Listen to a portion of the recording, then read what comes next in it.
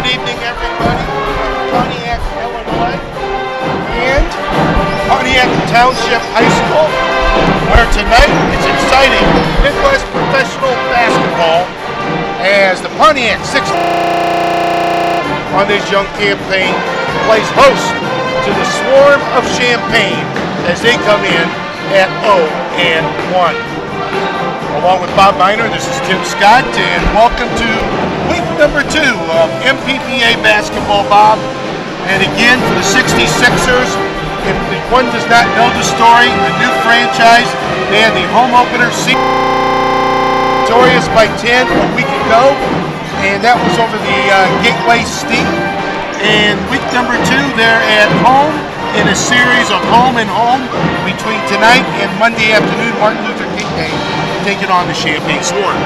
Well, it's good to see them back in the gym. You know, the first go was their first feeling out process, you know, got the game rolling. We saw a lot of substituting, a lot of guys playing with different guys as the coaches felt it all. A real cohesive game tonight on both sides of the floor.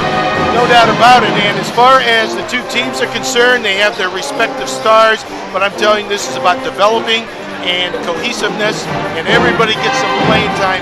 They had 7 kids in double figures in the loss for Champaign.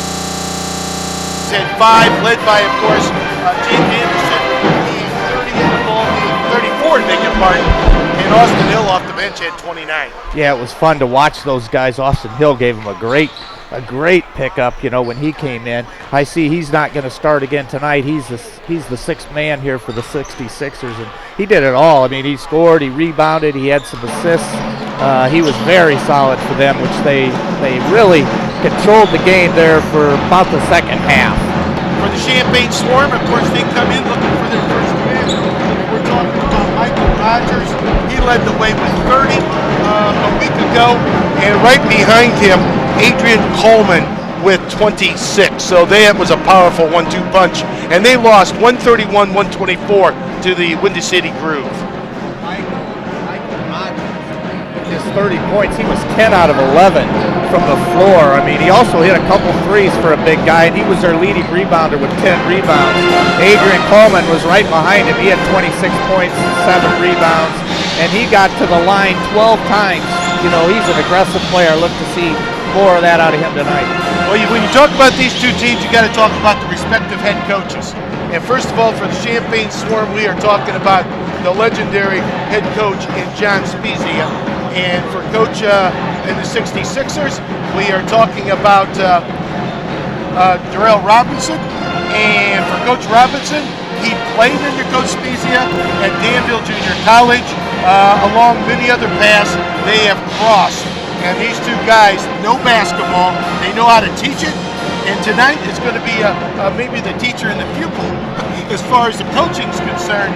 But when these two teams get together, it ought to be a lot of fun. Oh, it sure should. And like you say, you never know when your paths are going to cross again. And these two guys are friends. They're competitors. And they're here for the same reason, and that's develop these teams and get these guys where they want to be. So once again, we're about 3.5 minutes before tip. It is the Champaign Swarm come a calling here against the 66ers in what will be week number 2. As I mentioned, these two teams will connect again in about 3 minutes, and then they'll reconnect in Champaign at Parkland Junior College, Martin Luther King afternoon, a 2:05 tip. Little back-to-back action. You see that at the NBA level a lot. You'll see it here in minor league basketball in the Midwest Professional Basketball Association. Yeah, and you talk to the kids, and it'll be Pontiac's first road game, and it'll be against the team that they're seeing tonight. So we'll see if that helps them a little bit. So kick back and enjoy wherever you might be picking up the streaming broadcast, whether it's in this country or abroad. I know we have a lot of listeners and viewers checking in, and they are about ready to go here from Pontiac Township High School. And we're talking Pontiac, Illinois. If you don't know where that might be, we're about 100 miles south of Chicago. and about 35 miles north of Bloomington Normal, right through the heart of central Illinois, right off I-55. So a little bit of the history there, Bob, for our folks who might be tuning in and listening and watching here for the first time. Yeah, and the team we're playing, they're from southeast to here, not all that far, just 40, 50 miles from here. So two teams that are pretty close to each other, and should be a good one tonight. All right, we're going to do this. We're going to take a break. We'll come back. We'll have the starting lineups and the tip here from Pontiac Township High School. It's the Pontiac 66ers and the Champaign Swarm on MPBA.TV.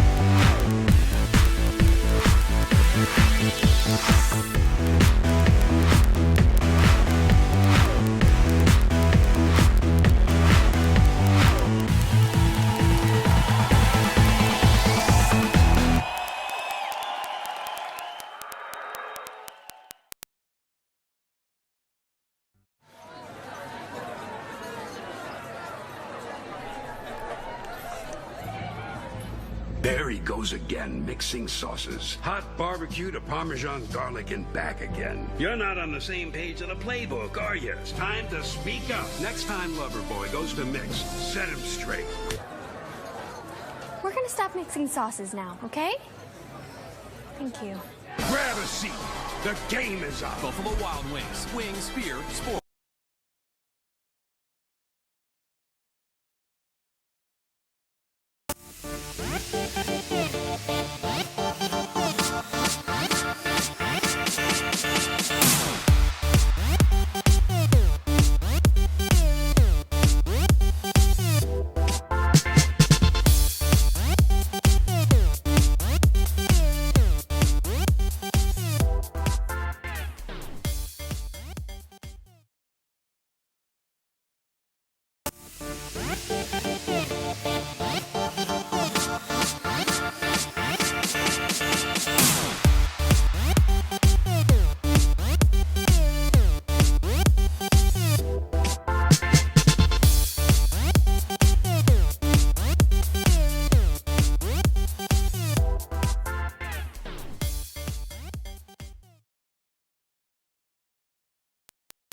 Boys will be boys. Well, she was drunk. Well, he was drunk. She was asking for it. He warned her. Not my problem. Why doesn't she just leave? But he's such a nice guy. He said he was sorry. We don't talk about that. It's just the way people are. We're never going to fix it. No more excuses. No more silence. No more violence. It's time to end domestic violence and sexual assault once and for all.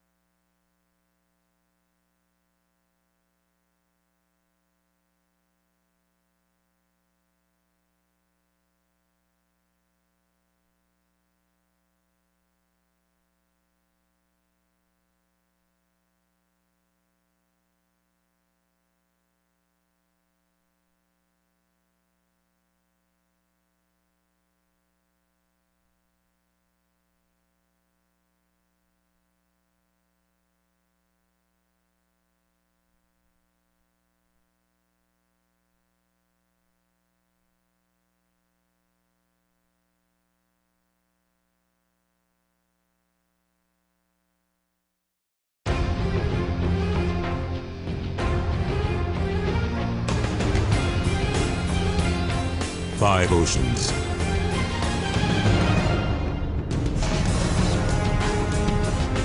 Seven continents. Whatever it takes.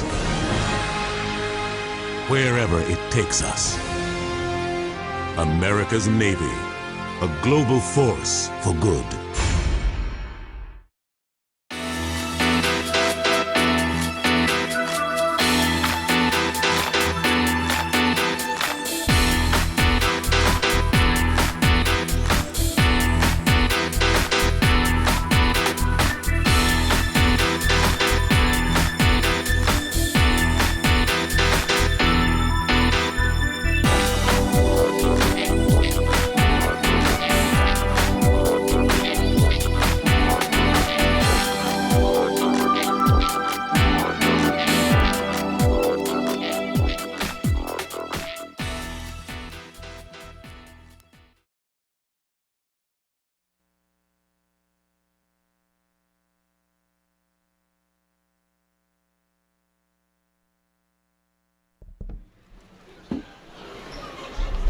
And welcome back here to Pontiac Township High School, and we're going to get lineups here for you, and we'll get this started, and we'll elaborate a little here, Bob. A little bit of a delay here because they recognize the Hall of Fame coach and what we alluded to in our pregame comments. Coach, of course, I'm speaking of John Spezia, the longtime coach. The variety of coaches and spots that he has started at, I'm speaking of, is not only in Danville Junior College, but across seas in European basketball at the high school level, dual roles. He has done it all. We'll get to that here. But first of all, let's get to the lineups here for the Champaign Swarm. Up front, at the guard play, Oliver McGlade out of Seton Hall, the 5'11" guard, and his running mate will be Booker Stoudemire. Stoudemire, Northwoods University, 6'-incher. And the front line, as we mentioned before, Michael Rogers had 30 in a loss a week ago at Valparaiso University, along with Jordan Walker. And rounding out the lineup there, Adrian Coleman. Coleman is a talent. The Sixers will have their work cut out for him. I don't know if you can pick it up in the background, but tonight it's the Pontiac High School Marching Indians. That's their nickname. They are in the house providing entertainment. And as they dim the lights and the spotlight is on, let's bring you the lineups here at home for the Pontiac 66ers, once again coached by Darrell Robinson. The guard play will be Jaden Anderson out of Iowa State University. 34 a week ago. He was most valuable player of the league, along with Justin Bocock. His running mate, Garrett Jefferson from the University of Hawaii, 6'3" guard. And then the front line, Alfonso Houston, 6'4" out of the University of North Carolina, Central University.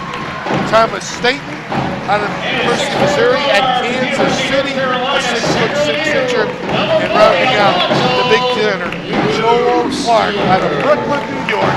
He checks in at 6'10". Once again, Darrell Robinson, the head coach of the Pontiac 66ers. The officials for tonight's ball game, Jerry Middleton, Chad Sutton, and Demetrius Randall. So Bob, right there's your lineup.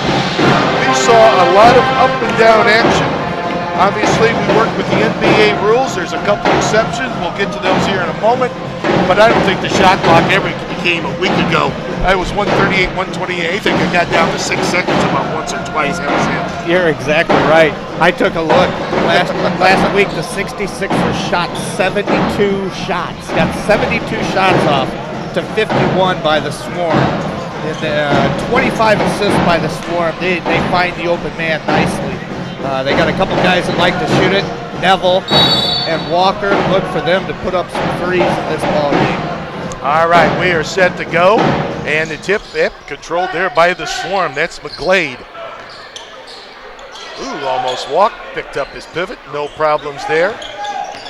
Once again, Coleman, Walker, and to the rack there. Nice move. Jordan Walker. And that's Walker. And the Swarm are on the board first. on their first possession. Anderson trying to work and do some damage. Still with the dribble to the rack, in and out. One and done. That's Walker with the board. They want to run to the Swarm. Long three, cleaned out there by Joel Clark of the 66ers. That's Staten. That was a quick release short. Swarm's got numbers, but nice move by Staten on the deflection. Well, we saw that the first trip down. It looked like Pontiac was going to run a half-court game, and then the second trip, a quick shot. So they're just going to settle in here now. Once again, McGlade, Stoudemire, Rogers. Rogers has yet to touch the ball. Got a little delay here. We're looking at the up at the scoreboard, going to get things straight. And here we go. Speaking of which, that's Rogers right there. McGlade. And shot clock here. I tell you what, we're at a tough angle with the shot clocks here. I'm just looking for, and knocking down the three ball. Stoudemire. 5-0. The Swarm. You're right, Tim. The Shot clocks, yeah, they're down here. They're not above the basket. Jefferson won't go. But that's Staten and stripped and loose ball corralled by the Swarm and Michael Rogers. Three, yeah, and the Swarm's right out of the gate. First 8 of the ball game. That's 2 threes by Stoudemire, quick. Anderson with the answer and down the lane. That's what we saw last week. Jake Anderson started off strong. Oh, nice block on the pin. Joel Clark. And this is Houston with the answer. Alfonso Houston, his first 2 of the quarter. What was 8-0, all of a sudden 8-4 early in the first quarter.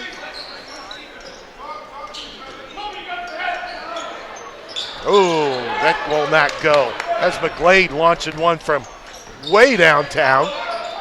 Pull up inside the circle, knocking down the long 2. Rainbow Man, Garrett Jefferson out of Hawaii. As you see, well, this position, I was going to say, a lot of quick shots. You're looking for that quick one, and you get in the half-court game. Oh, that's a nice power move up there by their man, Rogers. He did. He took that nice. And on the answer, Alfonso Houston, his second on back-to-back trips, 4 in the game. You know, a week ago, if you followed the 66ers, there was a ton of fouls called in the early going. In fact, Pontiac shot over 50 free throws for the game. But this particular game, at least to start with, Bob, a little cleaner, and the kids seem to have adapted. I think you'll see that as they get more and more game time. I don't know if that's a shot clock right in front of us. Oh, there it is. They got it set up for us. You're absolutely right. Put a different one on there. Yeah. Nice play. On the scramble for the loose ball. Gorgeous assist out of Coleman to Rogers. That's his 4th. 4-point advantage. Champagne. Tough shot. Offensive foul against Jake Anderson. Basket is no good. Well, he was a little bit out of control there, stumbling. It looked like he tried to draw the contact. I think he made the shot, but called with the offensive foul, his first. His first, team's first. I know last game he started off everything to the rim. Then late in the game he stepped back, hit 3 or 4 threes. And we got there's a shot clock. We're going to reset the shot clock. That's why the stoppage in play here. 12-8 Champagne over the homestanding Pontiac 66ers. 8 minutes and change here, first quarter. This is Coleman. Boy, tough fadeaway in the paint and knocks it home. Doesn't get any better than that in that move, Bob. No, and on the answer, Jefferson, no. Put back, no. But Jefferson will go to the line. Jefferson started off strong last week as well. Carried the team in the first quarter last week. Number 22, Brooks Stoudemire. Got a pretty shot. His first personal. Team Athletic. Similar start to a week ago. And the fact that the Steam came in here and controlled the first half. Or first quarter, I should say, as Jefferson knocks down the first of two. But it was a big second quarter that propelled them, I think, to a 10-point advantage, and they controlled that throughout the game. Different story week to week in this league. Second one, so Jefferson just one of two. McGlade, post up, loose, layup, falls in. Pretty good D that time by Jefferson, but Coleman. Coleman was able to get the ball back, get his fourth point. 16-9. And we might have we're having a few issues with the clock. That's it.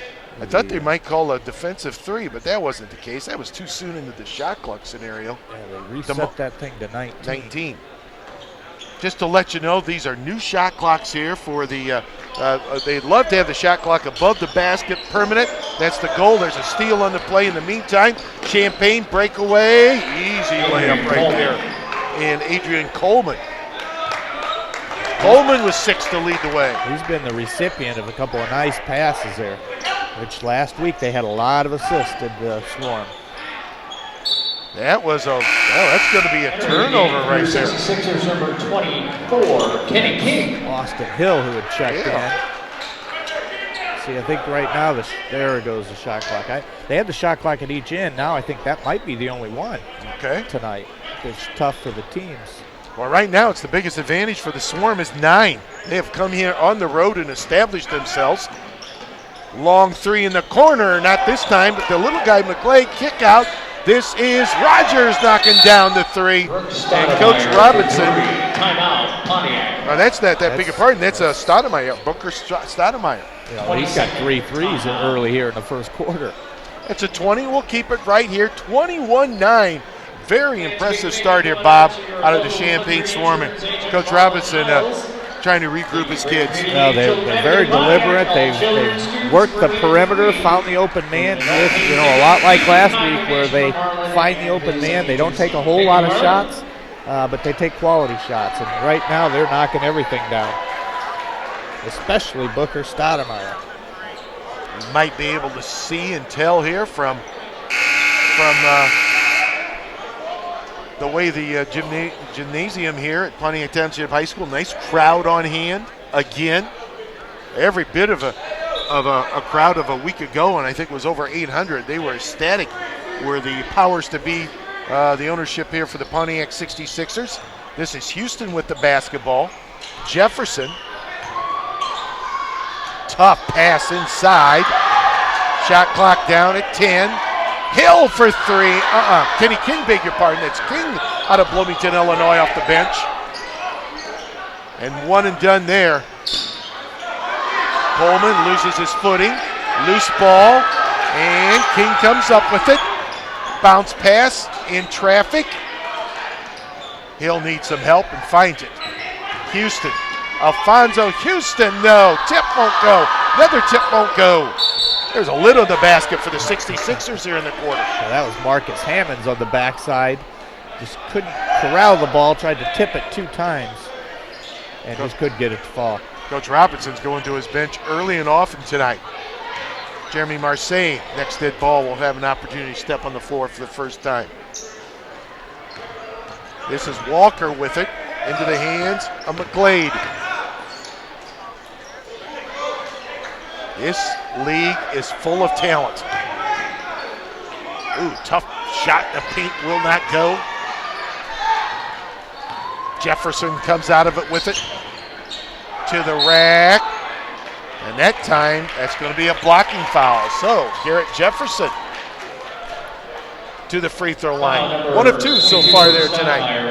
Well, it looks like they're going to get Stoudemire, which is his second. Second team foul in the quarter for Champaign. Mandatory timeout. And we got a mandatory timeout, the media timeout. We'll take a break. It is Champaign on the road, impressively up 21-9 over the Pontiac 66ers. This is the Midwest Professional Basketball Association on MPBA.TV. Our newest mascot.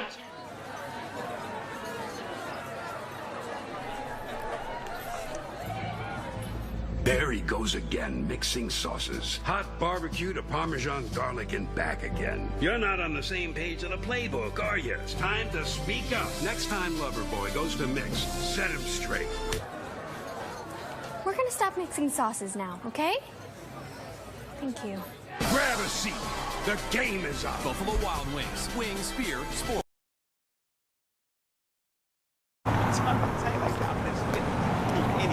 Look at dude right here in them tight old slacks. Oh, look at that hairline, man. It's way pushed back. And that tie's mad ugly. It's a horrible pick. Somebody get me some pills. This dude is making me sick. True that. All right. Got it. Okay. Hold on to my clean shirts and please don't get them dirty, cause I know you're gonna drool when you hear me getting wordy. Cause I'm a walking, talking, smacking human encyclopedia. You thought I'd stop there, but now I'm getting greedier. I'm a promotion in motion, and by now you got the notion that I got strategic plans coming out my ears. My key points and decks will bring y'all to tears. Turning pennies into dimes, I shift paradigms. But how you gonna let a marketing rep rip your rep and slip adept rhyme schemes in that your mind only dreams in? I bet you all wonder why my rhyme is so tight. I did stay at a Holiday Inn Express last night. Thanks. Stay smart. Stay at a Holiday Inn Express. All right, back here and off the timeout.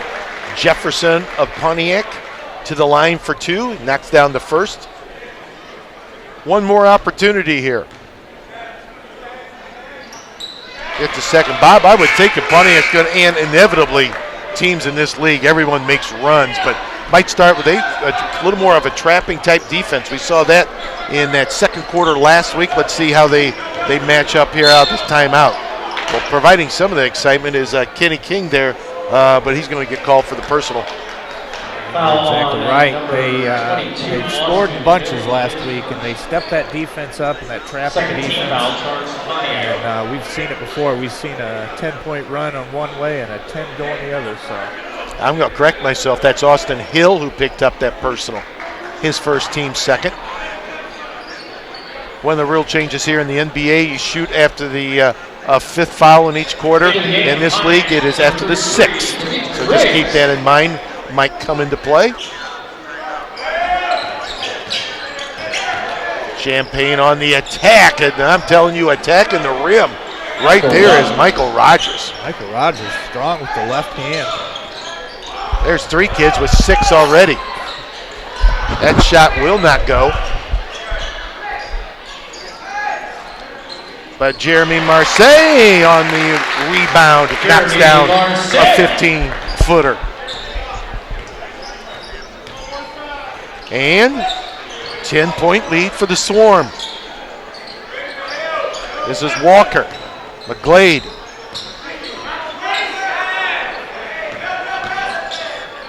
Pull up from 14, in and out. That shot will not go for Coleman. And the little guy inside. Kenny King with an answer. And the Sixers, a little bit of a run. Only down by 8. They're extending the defense too a little bit here. Well, that's a tough matchup right there. That's Marcus Hammonds trying to go step to step there with Michael Rogers. Rogers, he's shown us already. He likes to take that ball strong to the rim. 13 foul quarter, 4 points. That's what he was attempting to do right there. He fouled out Marcus front court. Non-shooting affair.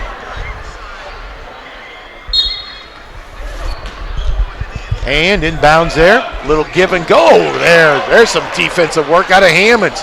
Gorgeous bounce pass inside. Layup up and good. Number 32, Jeremy Marseille. So Hammonds and Marseille. McGlade. That's a 6-0 run out of the 66ers. Tough shot. And knocking it down in the quarter. McGlade.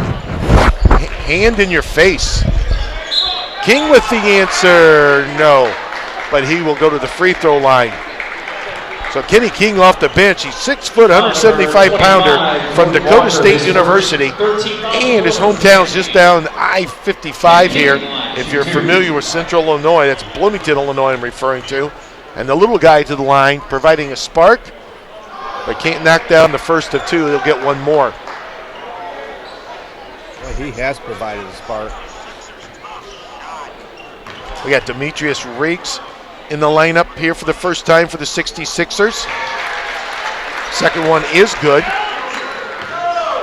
Anxious to see how Riggs handles today. He got in a little foul trouble last game. Didn't get to see a lot of action. McGlade running the show. This is Coleman.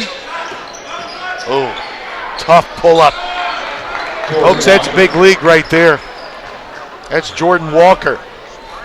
That's his first basket. Back to a 9-point advantage. 3:17 in the quarter. Acrobatic shot. A little up and under. Austin Hill. Austin Hill coming off just a monster game last week. That's his first bucket here. He had a huge second half. Scored 29 in the opener. That was off the bench. Yeah, did everything. McGlade. Little wraparound pass. Long three. That man, Michael Rogers. For three. Sweet. Oh, he's got a nice shot for a big guy. And the Sixers with an answer. And that pass up the ladder. Kick out. 3 ball. Not this time. And Riggs of the 66ers want to run. Riggs to the rack. In traffic, and he draws the personal.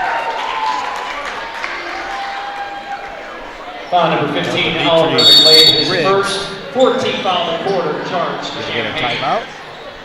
I believe we are. Mandatory timeout. Yes, we are. With 2:25 first quarter, the Swarm continue to lead by 8.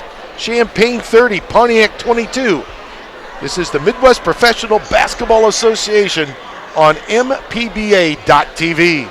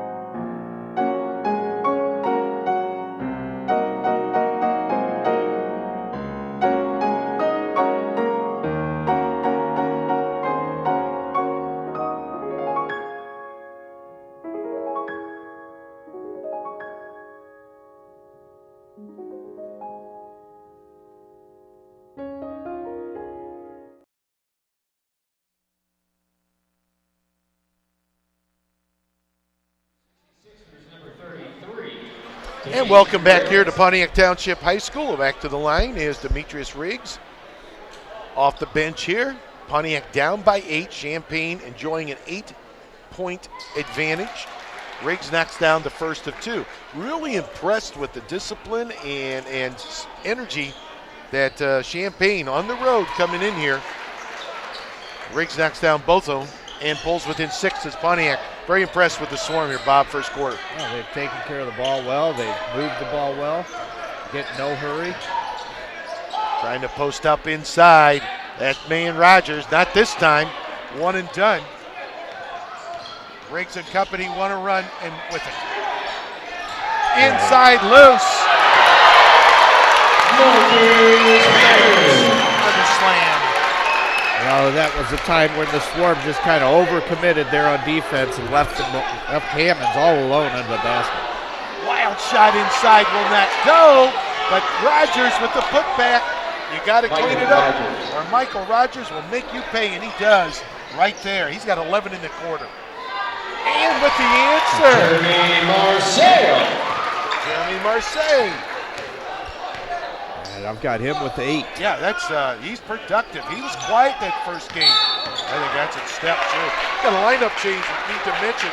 In the lineup here for the first time is Matt Nelville. Into the game for Champaign, number 20, James McGlade. Matt Nelville last week, I think he put up about 17 threes last week. Look for him to shoot the long ball. Right now with McGlade and Nelville on the floor, they are short at the guards. Oh, but I tell you what, Graves got his pocket picked, and probably a pretty good foul right there. Nelville with a good defensive play. Quick hands by, he's kind of short, stocky, showed how quick he is. 32-28. Give Pontiac credit. They've battled back here in the quarter. Now into the game for Champaign, number 20, only down by James 4. McGlade. James McLean out of William Baptist in the lineup for the first time. So we got Nelville and Baptist, still Coleman in the lineup, along with Walker and Oliver McGlade. We're checking how many fouls that is. I thought that was the 5th foul. They had 5 up on the board. They've moved it now. Might have put it up on the wrong side. I think that is the case, Bob. You are correct. 1:14 in the first quarter. Chris played quarter, only 14 fouls each. Yeah. Entertaining. I think we're going to get it's Demetrius Randall over there at the scores table, one of the officials. Once again, it's Jerry Middleton, Chad Sutton, and Demetrius Randall working this game. And McGlade and company ready to roll for the Swarm. Ball screen. McGlade open for 3.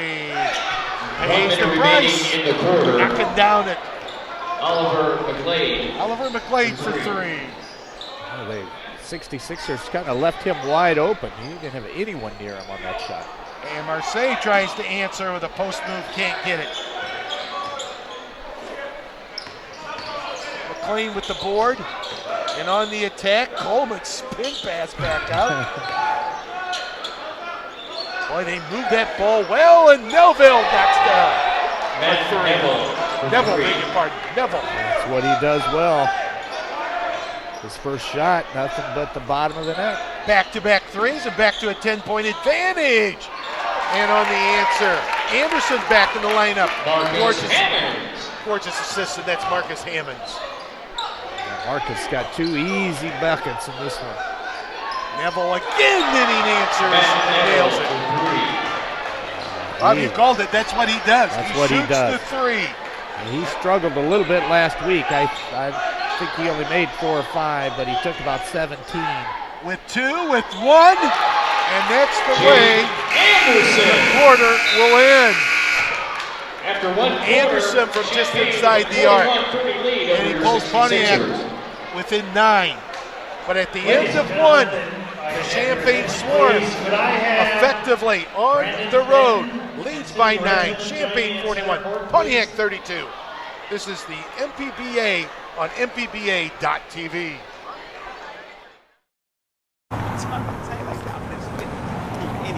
Look at dude right here in them tight old slacks. Oh, look at that hairline, man. It's way pushed back. And that tie's mad ugly. It's a horrible pick. Somebody get me some pills. This dude is making me sick. True that. All right, out of here. Okay. Hold on to my clean shirts and please don't get them dirty, cause I know you're gonna drool when you hear me getting wordy. Cause I'm a walking, talking, smacking human encyclopedia. You thought I'd stop there, but now I'm getting greedier. I'm a promotion in motion, and by now you got the notion that I got strategic plans coming out my ears. My key points and decks will bring y'all to tears. Turning pennies into dimes, I shift paradigms. But how you gonna let a marketing rep rip your rep and slip adept rhyme schemes in that your mind only dreams in? I bet you all wonder why my rhyme is so tight. I did stay at a Holiday Inn Express last night. Thanks. Stay smart. Stay at a Holiday Inn Express. Boys will be boys. Well, she was drunk. Well, he was drunk. She was asking for it. He warned her. Not my problem. Why doesn't she just leave? But he's such a nice guy. He said he was sorry. We don't talk about that. It's just the way people are. We're never going to fix it. No more excuses. No more silence. No more violence. It's time to end domestic violence and sexual assault once and for all.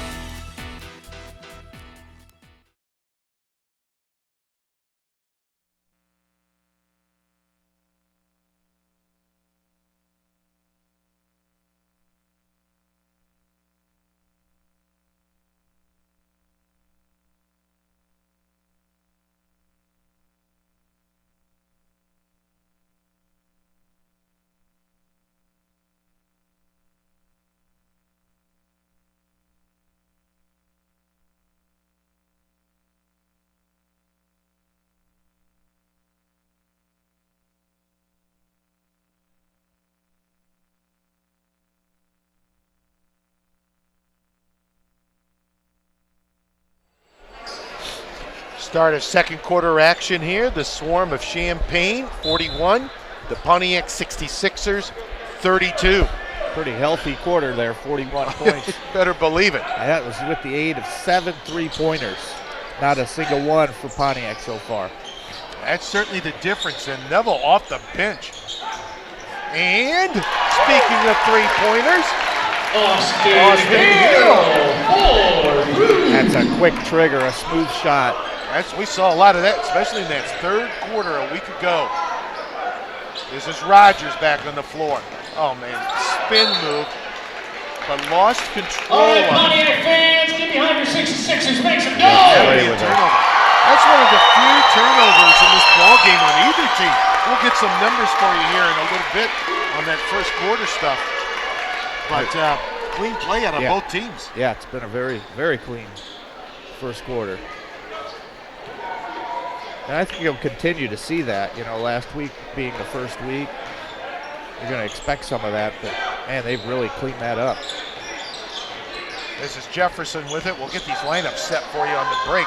Tough shot, Jefferson knocks it down just inside the arc. I remember last week Jefferson showed his jumping ability. There'd be 3 or 4 guys going up. He'd be a foot above them. There's the defensive pressure out of Pontiac. They've started the quarter on a mini 5-0 run. They pulled within 4. And turnover, Sixer ball.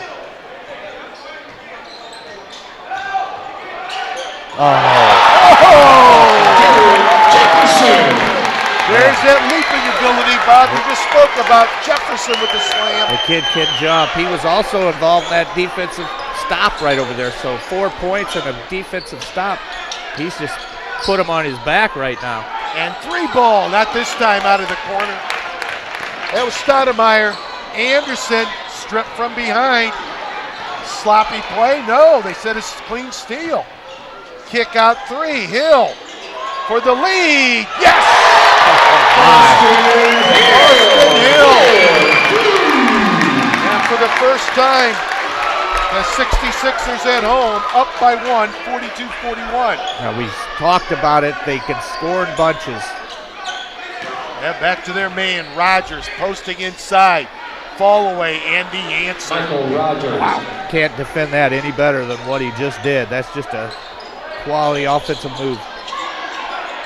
Shot won't go, but good hustle out of Hammonds. Jeremy Marseille in and out. And this is McLean that cleans it up.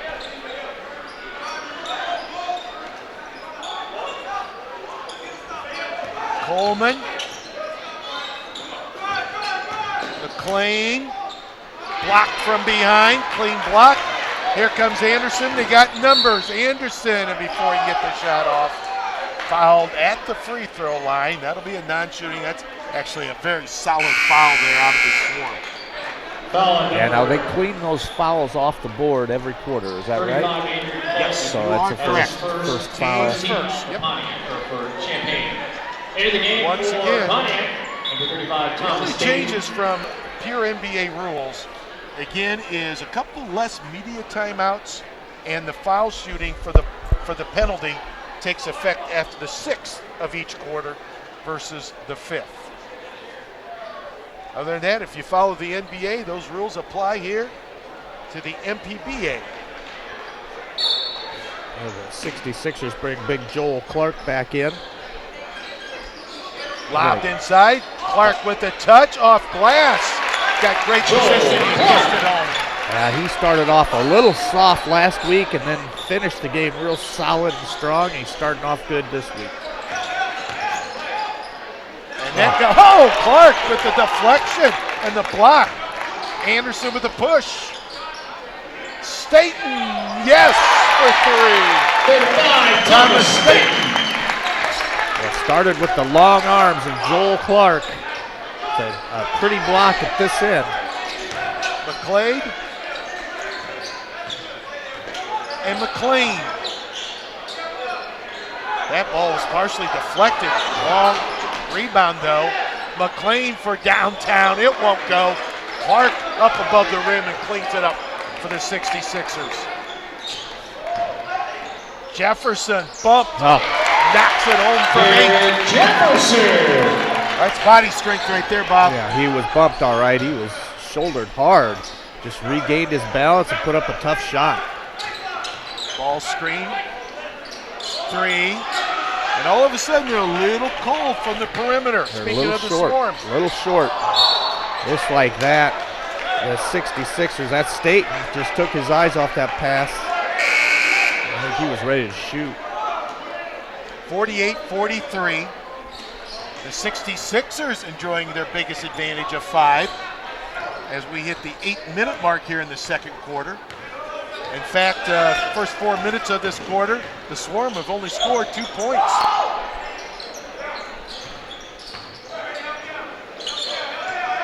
What's that, 16-2 run, I do believe, to start this quarter. Stoudemire, that's offensive and wave it off. Good work out of Jefferson there. Yeah, Jefferson is just doing it on both ends.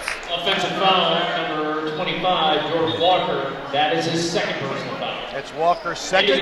Champagne number 35, Avery Coleman. I'll give the young man some credit. His team needed something. He tried to take it strong, but a good defensive play by the 66ers. Right now, I think the Champagne's only gone 3 deep off its bench. Why, Coach Robinson has used all 10 of his players so far. Sixers comes up with that loose ball, another turnover against the Swarm. Hale walked. That's good finding the handle on that one, it looked like. A couple of unforced errors here the last 2 out of 3 possessions here for Pontiac. Can't extend that lead. Oliver McGlade.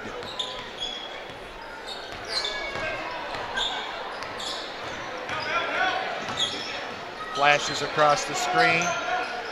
McGlade. Little 2-man game right there. McGlade knocks down a long 3. Much needed for Champagne. Pontiac up by 2. That's way off the mark for Hill. And Walker wants to push. Good job by Pontiac getting back on this trip. And they go back inside and 1. Well, boy, when you get Rodgers inside, he just used that body and overwhelmed Joe Clark. Yeah, it was. He just caught that pass in rhythm too. I mean, he just floating to the rim at the same time. Jefferson had no other chance but to foul him. He's just too strong. Couldn't knock that ball loose. Right now, Pontiac does not have an answer in stopping Rodgers. Michael Rodgers, 15 in the ball game. We got a quarter and a half, or big part, 2.5 quarters to play yet. You know, I've got unofficially here. This is the first free throw that Champagne has taken.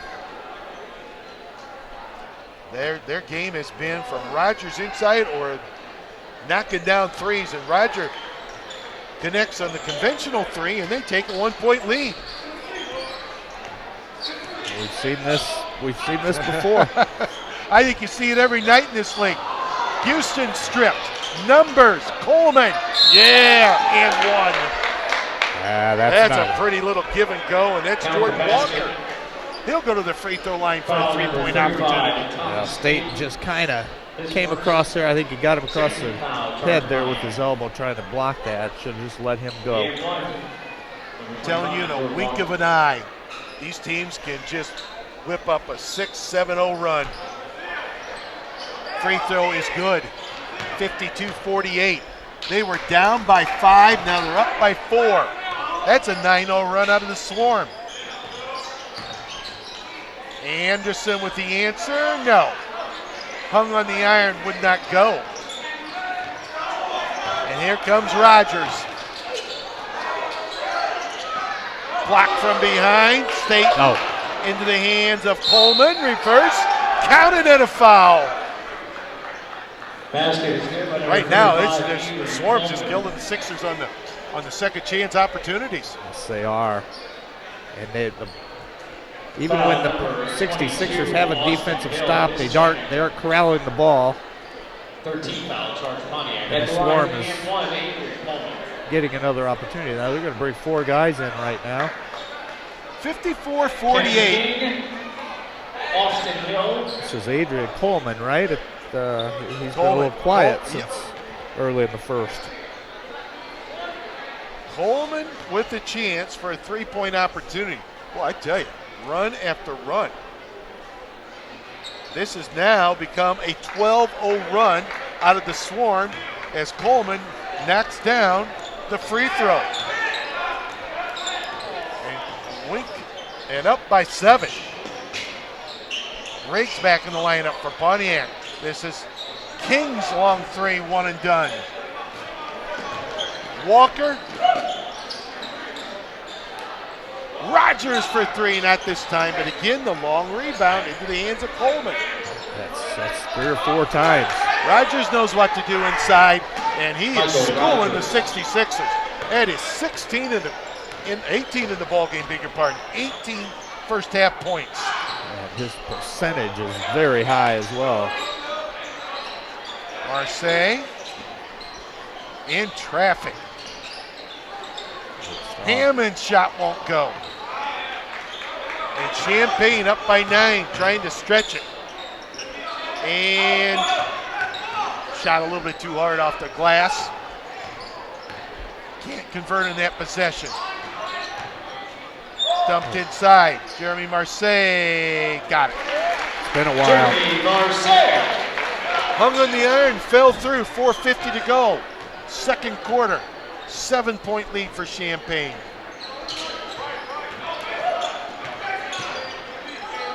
Another 3.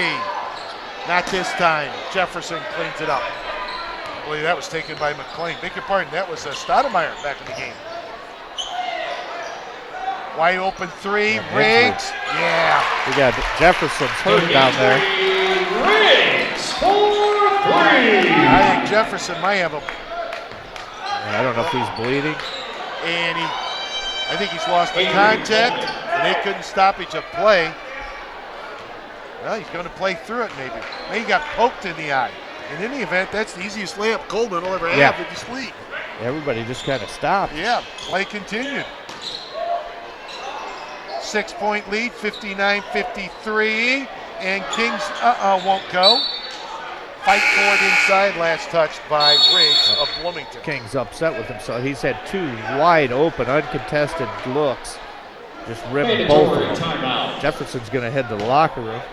Hey fans. Oh, he's going to check on that. We'll take a break and check on it as well.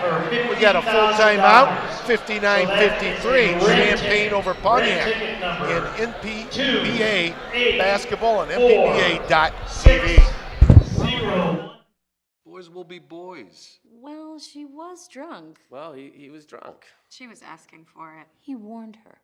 Not my problem. Why doesn't she just leave? But he's such a nice guy. He said he was sorry. We don't talk about that.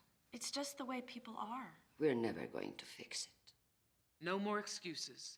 No more silence. No more violence.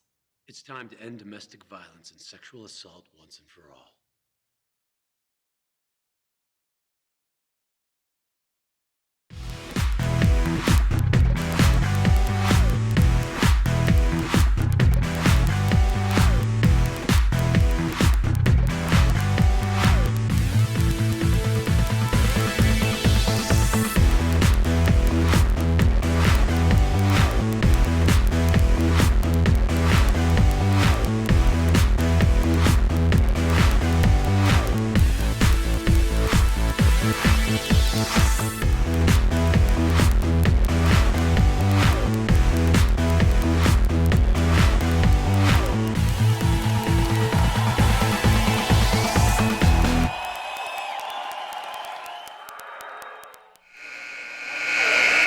.352 to go before halftime intermission. The Swarm of Champaign up 59-53.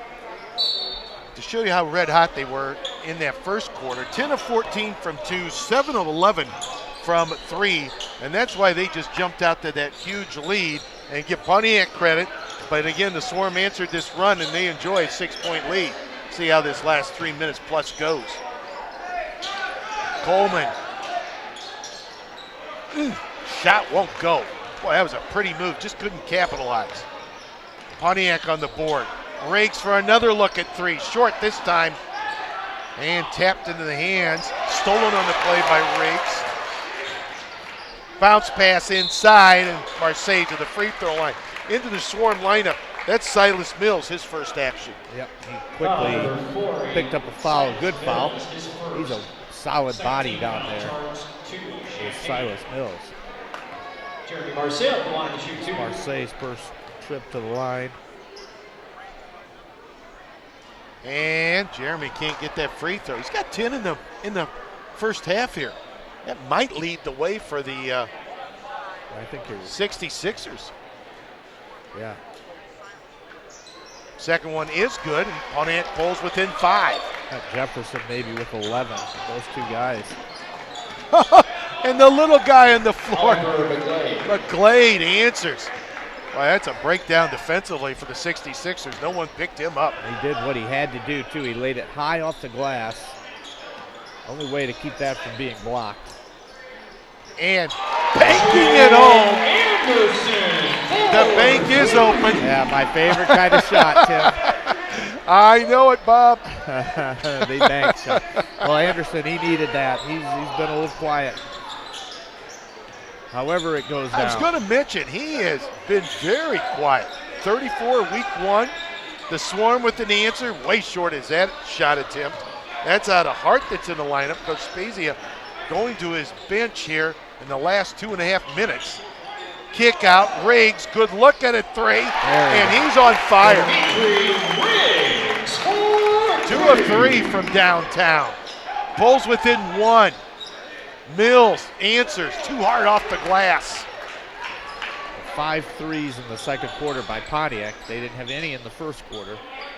And there's Kenny King. He didn't miss that one. I'll tell you, that 3 ball can just change a ball game. Doesn't matter what 2 level. 2 minutes remaining in the second quarter. 2 minutes. 2-point lead for the 66ers. What an exciting ball game. You love offense, you're going to like this. A line drive 3 out of Coleman, way short. And Riggs, bullet pass inside. Hammonds wasn't looking for it, turnover. He took that one off his shoulder, just wasn't ready. The Swarm a chance to answer. Right. Stripped by King. And foul, that's not a breakaway. There was a player in front there.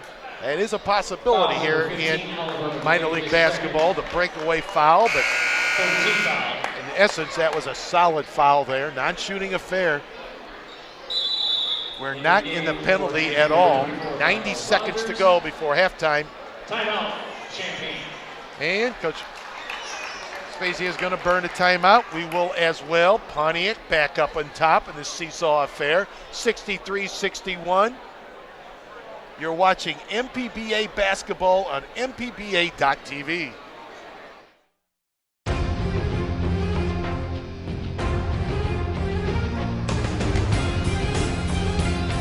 5 oceans.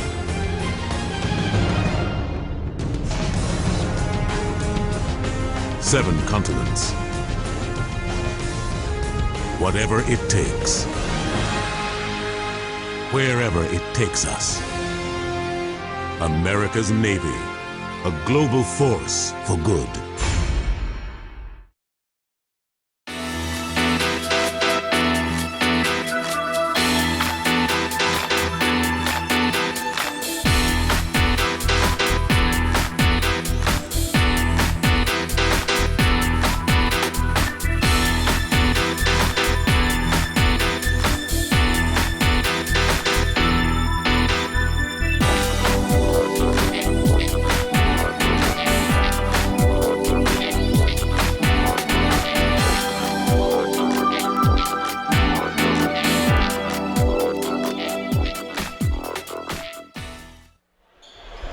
'63-61. The 66ers up by 2 on that last break there, Bob. We're getting room service here up here at the booth. Getting, right in front of us, they got a neat thing going here at Pontiac. The section here where they bring you food and drink as the ticket holders here. Nice little section there. This is Anderson in traffic and 1. Boy, Jake Anderson showing his strength. We've seen it before. He's down, he's slow getting up. I've watched a few of these practices the last couple of weeks. There's nobody tougher on that team. And of course, speaking of Jake Anderson. By number 15, Jake Anderson. I believe with his senior year of college was Iowa State, and he led them in rebounding. And he's, what, 6'1", 6'2"? Yeah. He is listed here, speaking of Jake Anderson, at 6'2", 205. Free throw is good. And again, if you weren't with us last week, Anderson was in the Bulls preseason camp, played a few games before getting cut. And he is probably a play or two away. I would suspect he's going to get some look or gets a chance to do somewhere, some better. And hopefully, obviously, of all these kids, but Anderson's, it's a real possibility of landing with another NBA team. For the moment, he's a 66er, and they enjoy a 4-point lead at 3s, short. Out of Hart, Lester Hart short with that one. Inside, Joel Clark in the lineup. The lefty can't connect from 10. And McGlade and company got numbers. 3, McGlade. That kid can rattle it down. Nice stroke. Hammers it home from 3. The second one of the second quarter, just the only 2 that the Swarm has made this quarter. Riggs did everything but could not finalize. The Swarm attacking. Stripped by King, but he stepped on the baseline. 29 seconds to go. 66-64. Pontiac. Heck of a defensive play there by Kenny King. He's had 2 or 3 of steals like that. That was 3-on-1. It about to become 3-on-none. That's where the defender darts in front of the, as he's picking up his dribble or dropping the ball. It's just a smart defensive play. Comes from years. Oh, what a gorgeous pass inside. Michael Rogers. And Rogers, the recipient of it. He's got 20 in the ball game to lead both teams. And in traffic, maybe pushing it a little bit too much. Jake Anderson is called for steps. Well, he had Joel Clark who thought Jake was going to go right. He went left. The ball screen became kind of running into each other. Yeah, he'll have that. Shot clock is off, and the Swarm will hold for the final shot. We're tied at 66. Entertaining first half of ball. McGlade and Lester Hart stepped out of bounds. I believe he did. Again, with this particular court, I believe it's 10 feet short of regulation of an NBA, but of course, with 4, with 3, Anderson blocked on the play, and that's the way the half will end. It's halftime. Maybe that's appropriate. Gorgeous defensive work out of Jordan Walker. Yes. And we are tied at 66. We'll take a break. We have Mark Meyer, the general manager of the Pontiac 66ers, will join us here at halftime. And we'll also get halftime stats, numbers, and more from Pontiac High School. Again at half, it is Pontiac 66, Champaign 66. This is the MPBA.TV.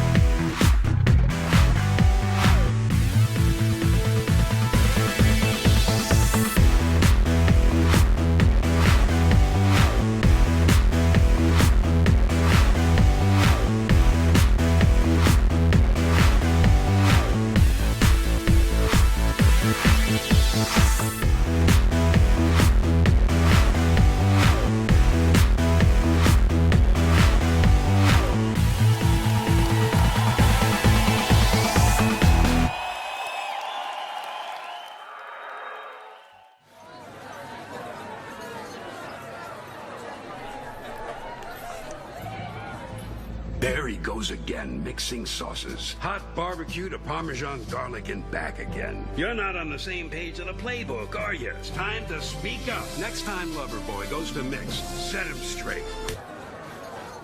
We're gonna stop mixing sauces now, okay? Thank you. Grab a seat. The game is on. Buffalo Wild Wings. Wings, beer, sport.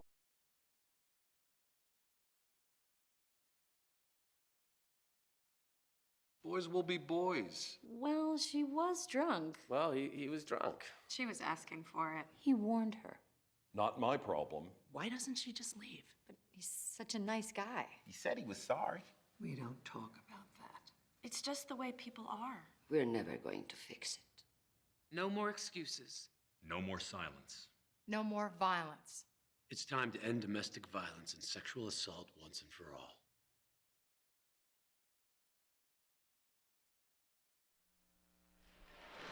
And welcome back here. We are at halftime. Again, it is Champaign 66, Pontiac 66. Exciting first half action. We'll get to stats, numbers, and all that. But right now we have Mark Meyer, the general manager of the Pontiac 66ers here at halftime. And Mark, you really got to be pleased how this community and area has come home and supported this inaugural season out of the 66ers. We've got the greatest fans in the world, Tim. When I talked to him last summer, I said, what will happen with minor league basketball, professional basketball? And I said, if we revamp the league, get the players we need, that'll be unbelievable. I've talked to so many people, 66 points on the board. We look a little sluggish in the opening quarter. Those guys can score at will. They're amazing basketball players. They know how to do it. And I tell you, I'm so proud of not just the Pontiac fans, but all over the area and throughout Bloomington and throughout the country right now with minor league basketball. As far as you couldn't have got a better combination. And, of course, I know you worked hand-in-hand with Buzz Zeller. He's the other kind of co-manager, if you will, of the 66ers. But when you landed Darrell Robinson and what he brings to the table, you're not only looking for basketball players, but he's looking for solid people, character people. And when you have a Jake Anderson to lead the way, that's pretty good stuff. Well, look where he is right now. He's watching the little kids play because he's not happy with his basketball team, and he does that once in a while. He's a motivator. He thinks about things. He's dynamic, Tim. He's a young kids clinician.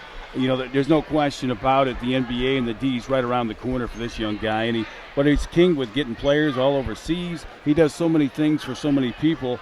And I tell you, it's exciting to work with a guy like that. I have not missed a step of practice. You got great basketball players. More importantly, they're great people, and that's what life's all about. Mark, when someone says minor league basketball won't work, I would say, well, this situation is working in its infancy and its early going. What's some of the things that you have brought to the table here for the fans to make this thing go as far as a community event? I learned a long time ago, Tim, and you have too, with great products bring a lot of people. And these are great basketball players, but more importantly, as you see, we're always going to have like a fifth-grade basketball game if we can. We need to fire some cheerleaders. I think we'll work some in that area. I'm always looking. I'm the Bill Beck of high school basketball, college, or pro now. But one thing about it is if you bring kids free, and you get them in the gym, the parents will come. This is all about family atmosphere. It's all about having fun. These are the Comanches right here that you chance to at halftime, and it's just a fun night, and that's what we're trying to do, bring things to the community, have fun with it, and bring basketball to show that the families can be involved. And, you know, we got some things. We're going to chuck a duck here at halftime, raise money for the band, and we'll throw things out all the time. And why wouldn't we? Because that's what it's all about. But more importantly, I really want to keep an eye on the products. You know, we got a lot of people from all over the country, and, of course, our players. There's a lot of deals on the table, as you know. Guys turn them down once in a while. They love the Pontiac area, but if we can seal a deal overseas, they'll listen to us right now. And, you know, a couple thousand, 3,000 a month, or 5,000, or maybe even, you know, $500,000. We're going to look to get the player over there, and we've got a lot of people that call us here in Pontiac, and it's a great tourism place. It's a great high school venue with the Pontiac Holiday Tournament. We do so many things, and we're excited about it. You know, again, with Mark Meyer, the general manager of the Pontiac 66ers, we are at halftime. We're tied at 66 apiece, Champaign and Pontiac. And again, one of these things that makes this work is the community as far as sponsors here locally. And I know that for the wherever you might be listening or streaming here in country or abroad, the community of Pontiac, Illinois really has come to the forefront in that regard. No question about it. You know, they bring the kids in with a sponsorship. Today it's Marlon Isles' turn with bring the kids in free.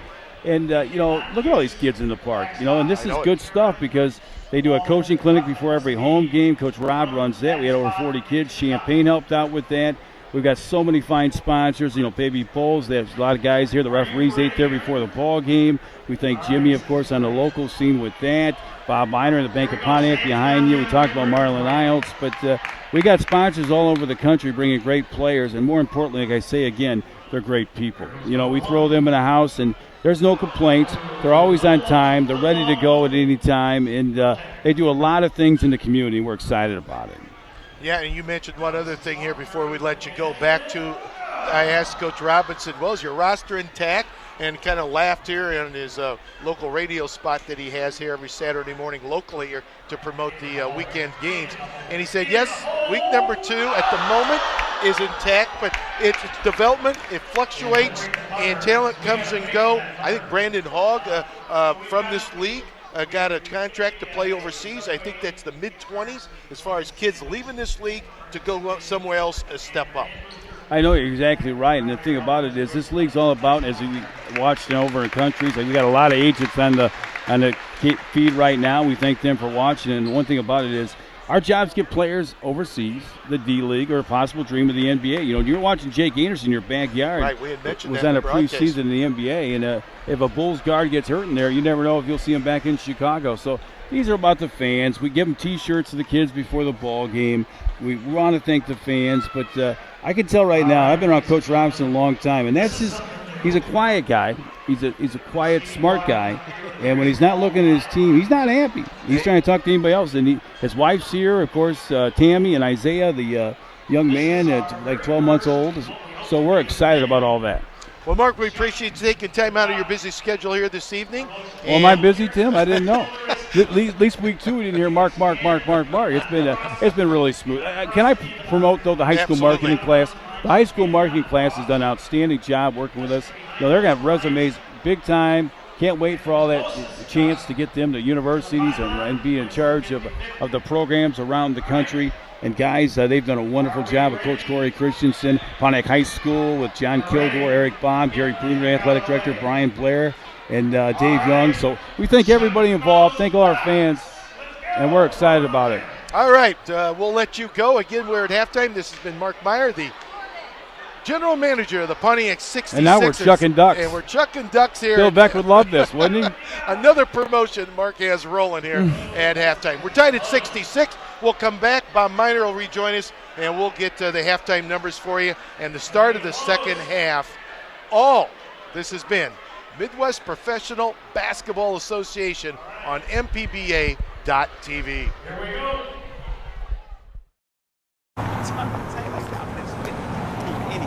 Look at dude right here in them tight old slacks. Oh, look at that hairline, man. It's way pushed back. And that tie's mad ugly. It's a horrible pick. Somebody get me some, because this dude is making me sick. True that. All right. Got it.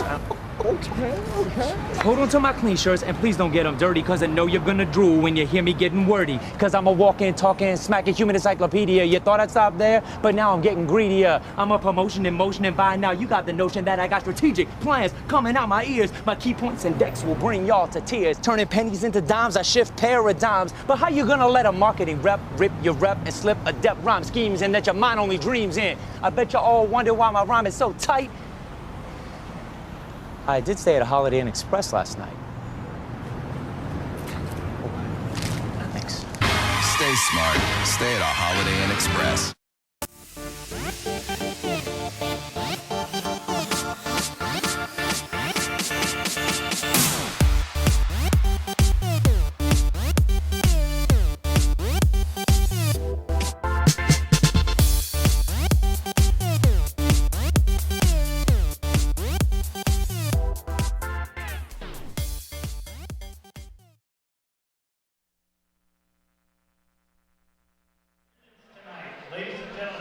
Back here at halftime, we are tied at 66. Along with Bob Miner, this is Tim Scott. Hope you enjoyed the first half. And I would suspect the second half is going to be just as entertaining. Again, 66-66, all tied up here. The 66ers and the Swarm of Champaign in Midwest professional basketball. Week number 2, and let's get some individual numbers here. There's no doubt about it, Michael Rogers has been a major force for the Swarm. Leads the way with 20. Also in double figures is McGlade, and he's 3 of 5 from downtown. A total of 13 and 11 out of Adrian Coleman. And for the 66ers, Jefferson with 11, 10 out of Anderson, and also Jeremy Marseille off the bench, tied for first half honors with 11. Bob, ebb and flow, back and forth. Give Pontiac credit. Looked like they might be blown out of their own gym early, but as with any basketball game, a game of back and forth as far as runs are concerned. And they steadied the ship, and then the Swarm was down by 8 or 9, and then they came back, but we're all tied up here at halftime, 66-66. Yeah, you're exactly right. That first quarter, Champaign scored 41 points, outscored the 66ers 41-32. We talked about it. They had the aid of 7 3-balls in that first quarter to 0 for the 66ers. Then came out in the second quarter, and the 66ers got some long looks from behind the arc. I have them with 6 threes in the second quarter. And Champaign cooled off a little bit from downtown. Their shots were coming up a little short. Finally, I think McGlade hit a couple threes for him in the second quarter there, but that was it. The strong start by Stoudemire for Champaign. He had 3 threes early in the first quarter, and then he hasn't made his name known since. But they brought in then Matt Neville, and he hit a couple threes, and he hasn't been back on the court since. So we look to see if those two guys get out there and bomb away again here in the third quarter. But they were sure deadly when they were out there. You know, total numbers here, a couple things that come to mind. 9 of 20 from three-point land total out of the Swarm. And as far as the 66ers are concerned, 6 of 14. Rounds are pretty even, 16-12. The Pontiac 66ers own a 4-rebound advantage. And boy, only a total of 9 turnovers, 6 out of the Swarm and only 3 out of Pontiac in that first half. So that's a cleanly played first half of action. Yeah, and it's good to see. You know, when they started their season, it was a little ragged, you know, and we expected that. It's good to see that they're handling and taking care of the ball tonight. And when you talk about 3-balls for Champaign, they took 20 in that first half. They took 40 last week in their game, so they're right on pace for another 43 balls put up. They like to shoot it. It's part of their arsenal, no doubt about it, as is with all teams, whether in minor league basketball or the NBA. If you follow the NBA at all, my goodness, the 3-ball's really come into play the last couple of years. And locally here, I don't know if you can catch that on camera, but there's Sammy, the 66er. It's the new mascot here. tonight as they unveiled Sammy the 66er. So here at halftime, 66 is the magical number. We're tied at 66. I thought we were going to be tied at 80 the way it was going there in the first quarter. Well, stick around. Who knows what the sharpshooters are out here tonight so far. Now we've moved the shot clocks. All right, they got them back in their now. respective corners. So maybe they got the operational here in the corners. All right, we're about set to go. Pontiac will have the ball first, and their lineup's going to be Houston and Anderson, Staten, and inside, that's going to be Jeremy Marseille's going to get a start way it looks, and along with Garrett Jefferson. So Jeremy off the bench there, a contributor with 11. And for the Swarm, McGlade and that man Rogers, who led all scorers with 20.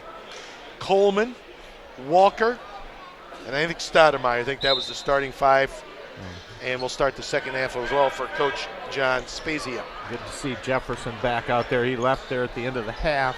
I think he got poked in the eye and maybe a contact issue. I'm not sure. But anyway, he's all right. And Houston, right out of the gate, fires a quick three, and it won't go.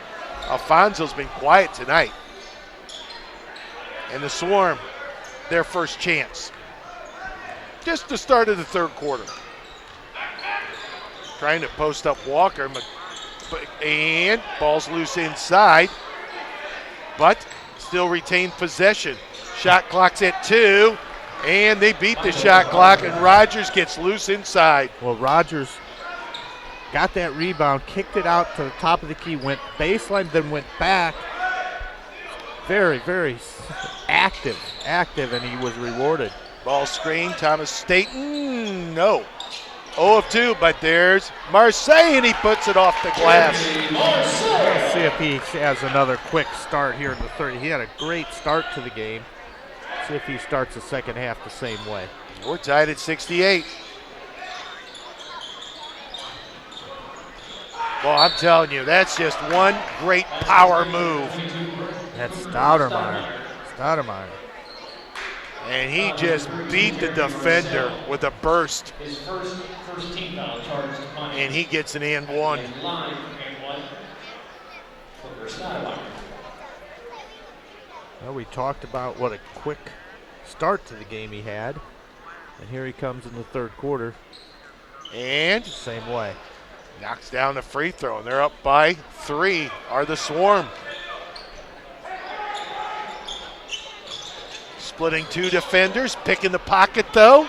They want to run. Coleman, Rogers, yes. I'll tell you, Rogers has been the recipient of some great passes, but he's sure shown his athletic ability. Anderson with the answer, and then driving layup. Jake Anderson. That previous play, oh man, wide open inside. Oh, he missed the bunny. Tip and won't go, controlled by Alfonso Houston. Jefferson with the push. Inside, Jeremy Marseille with the reverse. And Pontiac pulls back within 1, 73-72. Champaign. Found the open man, and he's got 2 quick baskets here to start the third. As mentioned, he had Coleman, and well, that's a spin move. That's going to be a foul. Couldn't get it down, but the pesky, if you're trying to defend Oliver McGlade, he just goes in one motion, and that is 100 miles an hour, little guy. That's his first trip. 5'11", 187-pound guard, Seton Hall. Seton Hill, I believe that's going to be Hill. You're that's right. Seton Hall. Seton Hill, I beg your pardon. And he misses the first of 2. Hill's in for Alfonso Houston. Houston out, Hill in. McGlade will get one more. 9:46, third quarter. Boy, he misses both of them. Wow. Won't see that very often. No, not out of a shooter. Anderson runs into his own man. Twice. That's twice. I'm just going to say that. And, oh, that might be offensive interference. It sure is. That ball hung on the iron. Offensive goaltending. Wave it off. Well, Marseille is trying to get a hold of Anderson down here to apologize to him. In traffic, kick out. Anderson open for three. Misses right back into his hands. And the answer in the paint, yes. He is so tough at that. When he gets in that paint, he is strong. He's just got a great touch inside. Pontiac back up by one. Jake Anderson, 15 in the ball game. 4 in the quarter. McGlade knocks down a three, a rainbow three. God, he had Rogers underneath. I thought maybe he was going to shoot it in there. He decided no, he's going to take that himself. What a pretty shot. Jefferson line drive three won't go. Tipped out, last touched by Jeremy Marseille of Pontiac. 76-74. They're just kind of sitting here waiting for that run, aren't you? You just know one team or the other, they're going to just put about 10 up in about a minute. Backdoor covered up nicely by Staten. There's the lob inside, and that shot would not go. It would have counted. And back to the free throw line is Jordan Walker. Swarm's getting the line here in the quarter. They didn't shoot a lot of free throws. I have just 3 free throws in the whole first half. This is going to be 4 and 5 right here. One more as the first one's knocked down by Walker. Yeah, they were 3 of 4 from the line. Only 4 attempts. Speaking of Champaign in that first half. Walker will get one more. And connects. 4-point advantage. Bounce pass inside. And Hammond's shot rattles around and falls in. Marcus Hammond's off the bench, connects. Pontiac down by 2. I think we got a shot clock issue again. Yes, we do. Yep. Wind it down to 18. Yep, it didn't start off that last made basket by Hammonds. Dimitri Riggs in the game for your 66ers. Jefferson is out. Riggs is in. Demetrius Riggs had a nice first half. 8 in that first half. Yep, a couple threes in the second quarter. Rogers showing his range and knocks down a 3. I don't think the Sixer defense realizes that these kids can score. Speaking of scoring, whirling in the lane and scoring is Jake Anderson. You've seen him do that before. He goes on the left side of the rim but uses the right hand, kind of a backhand. And Jake Anderson or Riggs, one of them is going to be called for the personal foul. 81-78, 3-point lead. The Swarm. I have everybody on the roster for the 66ers scoring in the first half. This is Rogers. Staten strip back in the hands of Rogers. Down the lane, splitting 2 defenders and easily scoring. That's Stoudemire again. He's got 11 in the game. Nobody stepped up that time to help.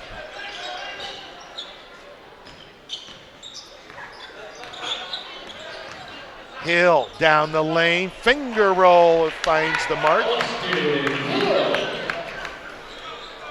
No help after the initial defense broke down there for Champaign. Then they just threw it away. And right through the hands of Walker. And a blocking or charge. That is a charge against Anderson. Yeah, he's pretty quick. That's his third. Yeah, he's got 3 in the game. I think his second charging call. Number 40 on Gonna have a seat. Staten is out. Anderson is out. King is in. Houston's back in for your 66ers. This is Oliver McGlade. Freeing up Stoudemire, who's been productive in this quarter. The high ball screen. Rogers 3. Oh. This time in and out. Cleaned up there by Hammonds. Hill open for 3. Back on the iron, long board. and they want to run to the other end. Oh, that's a pretty move. That's pretty move out of Coleman. Adrian Coleman. He's got 13 in the game. Tough to describe that one. Hopefully you were watching. 85-80. Champaign. King with the answer. Short. Into the hands of McGlade. Setting up that three. McLean won't take it this time. McGlade will and drains it. I'm telling you, falling out of bounds, folks. He's putting on a shooting display here. It's his second three of the quarter. And that was a fadeaway. And one on the drive out of Alfonso Houston. They're going to get Stoudemire with the foul. He kind of came up hobbling. Houston, yes. We got a timeout in the floor. Oliver McGlade's got 21 in the game all of a sudden. 27 out of Rogers, 21 out of McGlade, and they lead the Champaign by 6. We'll take a timeout as well. 88-82. Champaign by 6 over Pontiac. You're watching the Midwest Professional Basketball Association on mpba.tv.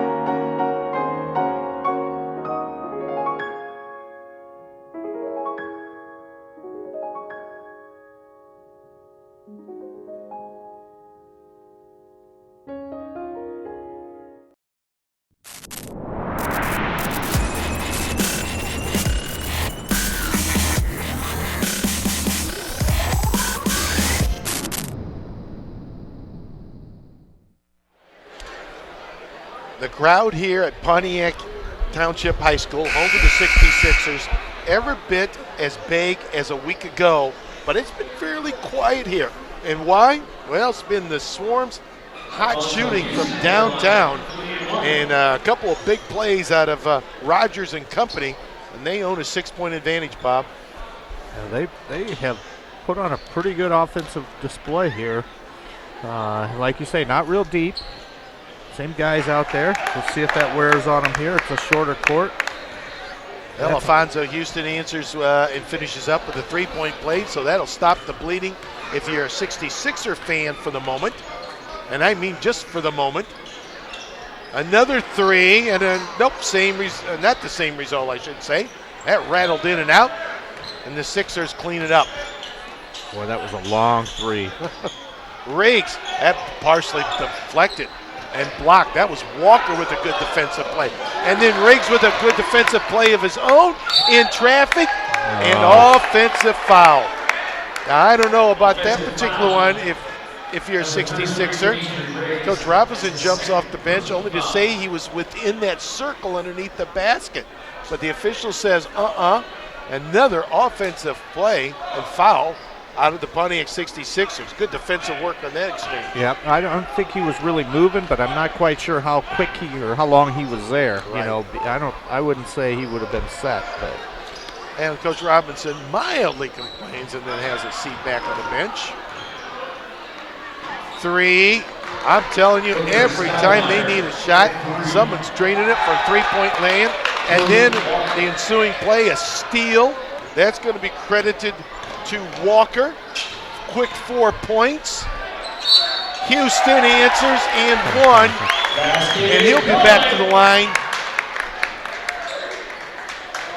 But Champaign enjoying an 8-point lead, 4:48 third quarter. Alfonso Houston was just here with the old-fashioned three-point play to stop the bleeding, as you say, and here he is again. You got Stoudemire on the foul. I've got him with 4. But he's had another great third quarter, a great first quarter, and a great third quarter. And Alfonso connects for another 3-point play. 10 in the ball game.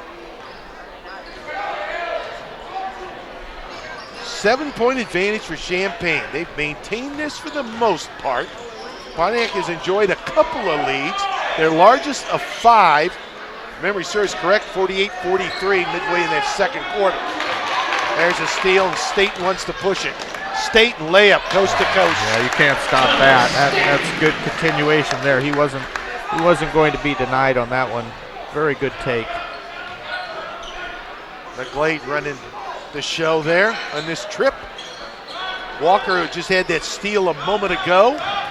The little guy, no, but he creates an opportunity. And Kenny King has no choice but to foul him on the drive. He should get 2 on the continuation. Well, you just can't step in front. He gets a step on you, and now you're chasing. And they do have a back screen there, so. McGlade knocks down the first of 2. 94-88. McGlade will get one more. Boy, that Michael Rogers, I was looking forward to seeing him, and he's everything. You understand what he did and how he did it in game number 1. McGlade misses the second one. Kind of clangs up there. Bounces off. 1 out of 4. Huh. Houston has been hot. And King's going to be called for steps. I think Rogers is going to get a breather for McLean's going to get him. Here comes our shooter, Matt Neville, back in. See, in that first half, Neville, I remember 2 threes that he knocked down. He was 2 of 2. He was perfect. They came at a critical time, and they got their lead back. 94-88, Champaign trying to extend. Neville in traffic, will not go. Staten, another board. Staten, kick out. And King steps out of bounds. Couple times that's happened over there. Turnovers has not been a major problem, but last 2 trips, 2 miscues. Boy, Coach Robinson does not look happy. The ones we're seeing are stepping out of bounds. You know, they're not sloppy passes. Or, for a lack of a better word, you got to know your court awareness, I guess, huh? Neville in traffic this time. Gets the shot over Riggs, creating that opportunity. 8-point advantage, Champaign. Riggs off hand, switched it from his left to right. He is a lefty. Pretty shot. And they pull within 6. That's just an athletic shot. That's an athletic move. That's a block, but that man, Walker, right there. Jordan Walker's created a couple of opportunities for himself. And there's another block. Coleman wants to push. The Sixers get back. Jordan was enjoying that block and stayed at the other end. If that goes in by Neville, maybe forced that one, bangs it off the board to the rack, an easy layup there. Yeah, out of Hammonds. Avoided the charge there. Good body control. Yes. Speaking of body control, McGlade flying down the court. Neville, the little guy, an offensive putback. Matt Neville. I think that ball just caught the backside of the rim and changed direction. And Alfonso Houston with the reverse. Here's our spurt, you know, offense and offense, both ends. They've hit the 100 mark, and we're 2 minutes to go here in the third. 6-point advantage, 194. Jordan Walker. That was good work defensively out of Marcus Hammonds that trip. Yeah, he blocked the shot, then they both went for the rebound, then he swatted it off his foot. Anderson is in with the 3 personal fouls. Before we go any further, break in the action. It is Champaign 100, Pontiac 94. This is the Midwest Professional Basketball Association on MPBA.TV.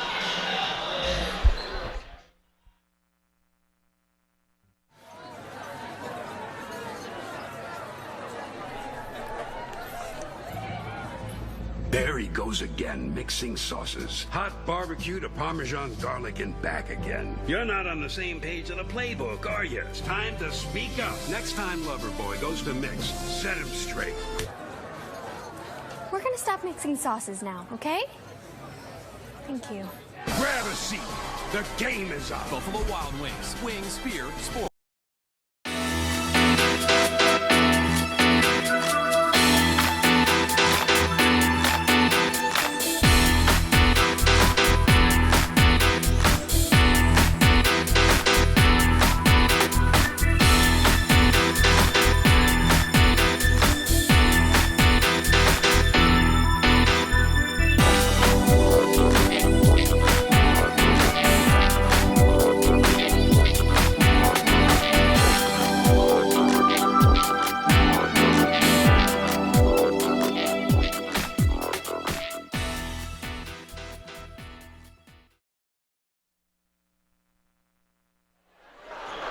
.52 to go off the media timeout in the third quarter. 194. Champaign on the road trying to pick up its first win of the young season. They lost to the Windy City Groove. I believe it was 131-124, so they can put some points on the board. Let's see what Houston and company can do here on this possession. Staten, the lefty. Blocked on the play. Put back, no. Another one, no. And he's fouled on the play. So Staten, persevering inside, will get rewarded with a couple of free throws on this trip. Picked up the foul was Adrian Coleman. Haven't called his name in a while. Staten's got 13 in the game and knocks down the first of two. Thomas Staten, just what do you have? 3 opportunities right there. And clean on the second as well. So Pontiac within 4.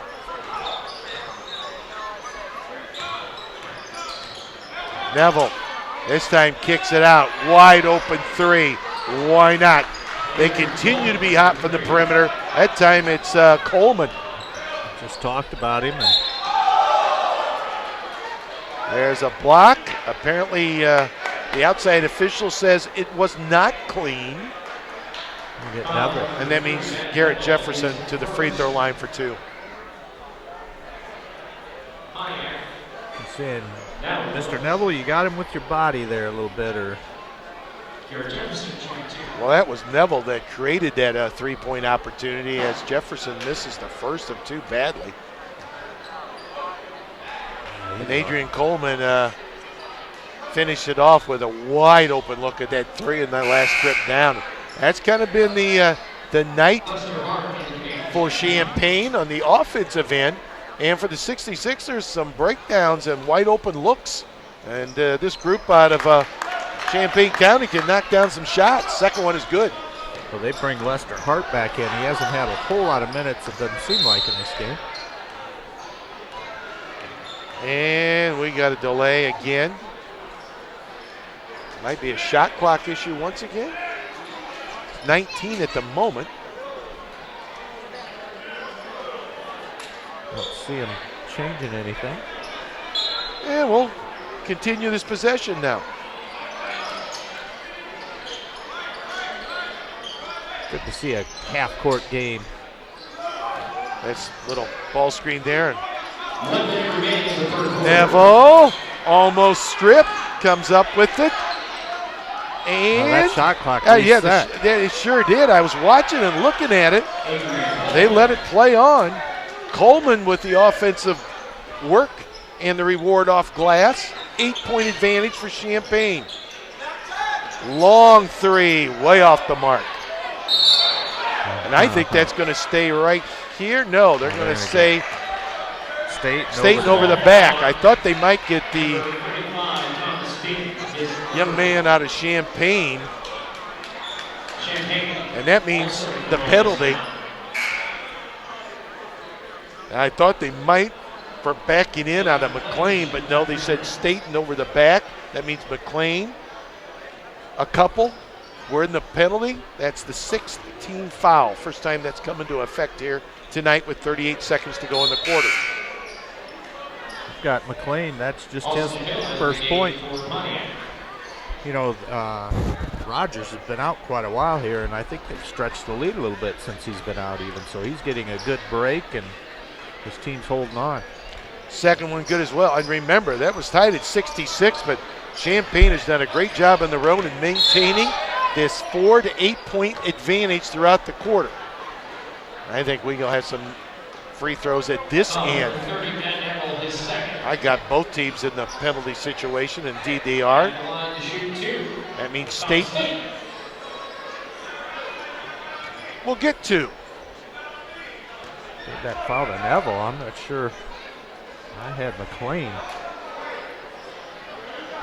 Staten cannot connect. He will get one more, will Thomas. 34 and a half ticks to go here in the third quarter. Second one is good. 9-point advantage. Champaign with the ball. They cannot run out the shot clock. Or the clock, I should say. Down to 10. Lobbed inside, stolen on the play by Hammonds. Plenty of time, 16. Houston in traffic. Oh, up and under. Nice assistant move. Thomas Staten with 10. Swarm still has plenty of time. Hart kicks it out, and last touch off the hands of McLean. Well, Staten's having just a heck of a last minute here. Providing some energy. Yes, he is. And pretty shot at this end and great D at that end. Anderson with 2, the 3, short, and that's the way the quarter will end. We're at the end of 3. Champaign continues to lead on the road, up by 7. Champaign 107, Pontiac 100. This is the Midwest Professional Basketball Association on MPBA.TV.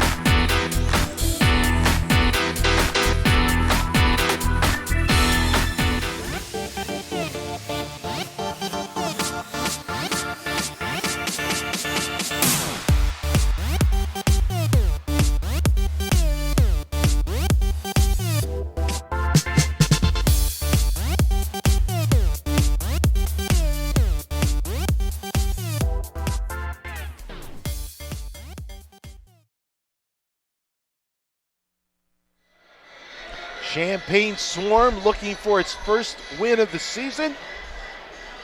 So far, so good if you're a Swarm fan. They're up 107-100. Still anyone's ball game, especially at this level, Bob. Bob Miner, Tim Scott. Hope you're enjoying the broadcast wherever you might be checking in on this Saturday evening. It's Saturday evening here in Central Illinois. Pontiac, Illinois, Pontiac Township High School, home for the Pontiac 66ers. And impressive shooting continues. We'll get some stats here for you in a moment, but very impressed how Champaign's gone about its business. Another big third quarter with the 3 ball. They had 5 threes in that quarter to 0 for the 66ers, and hence we have a 7-point lead. Champaign on the attack in this first possession of the final lap. McGlade blows by a defender, kicks it back out. Pontiac D covers up better, this strip down. Tough shot, that's good defensive trip out of the 66ers.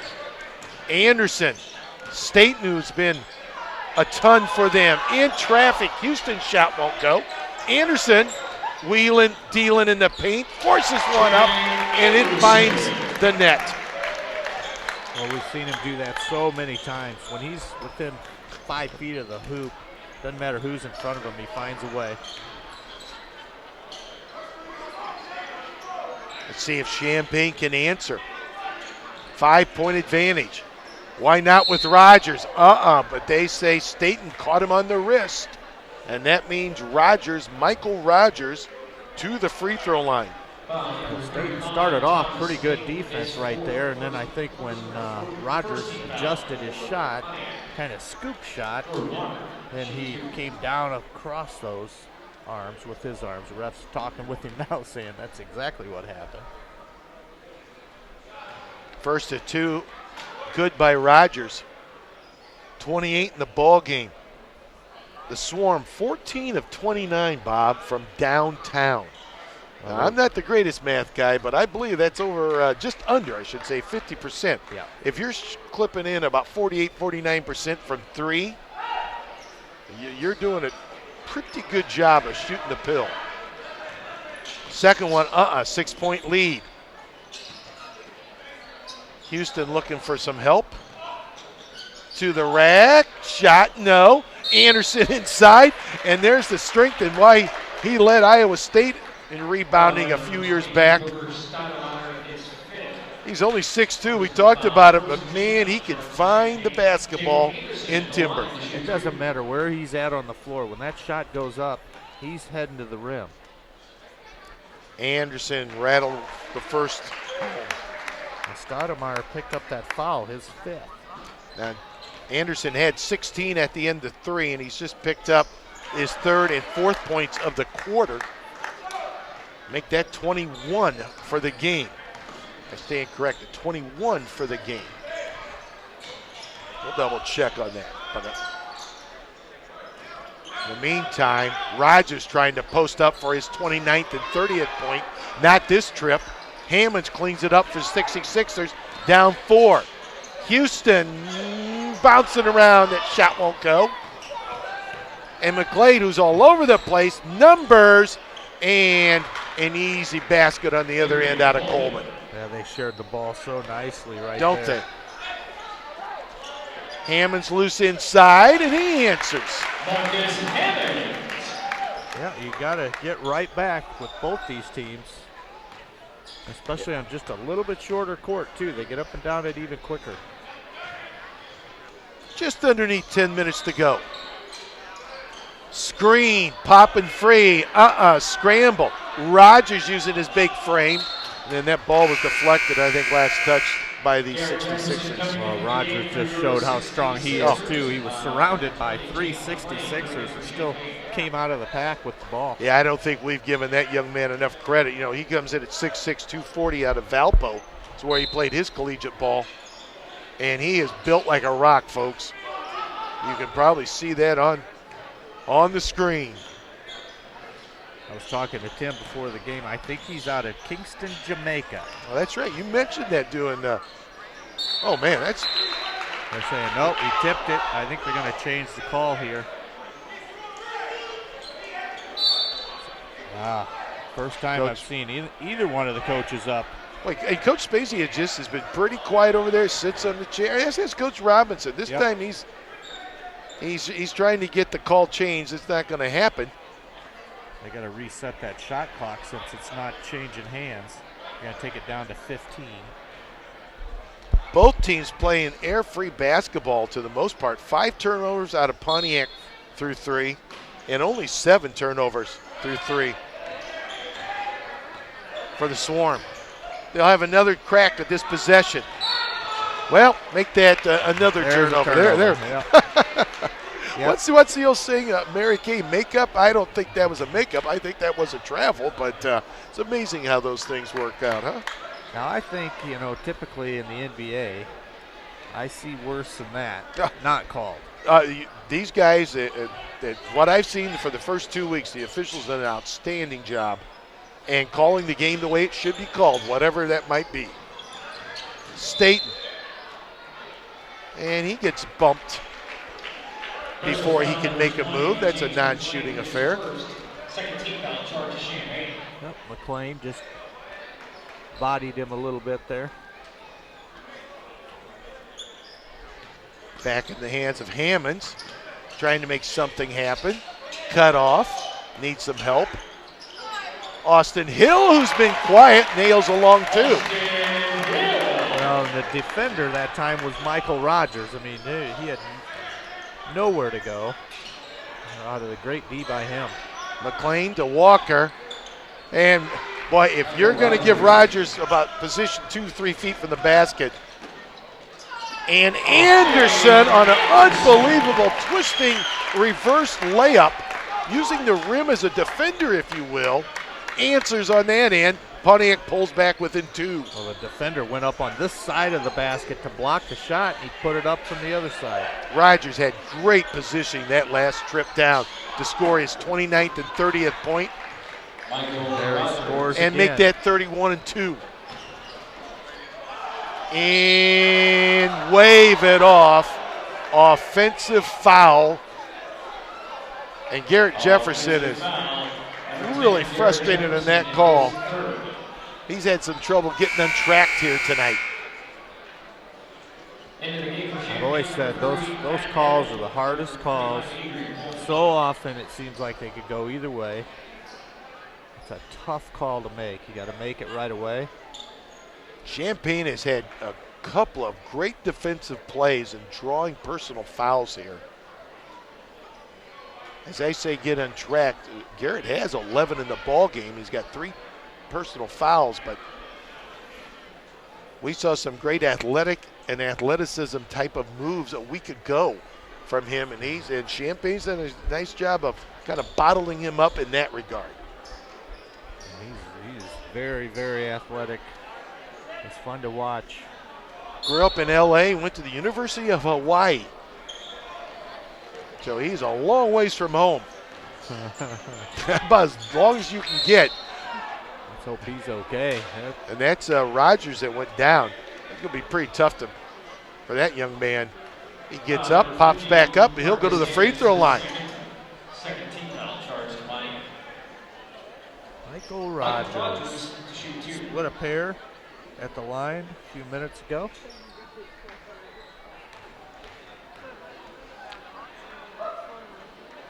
And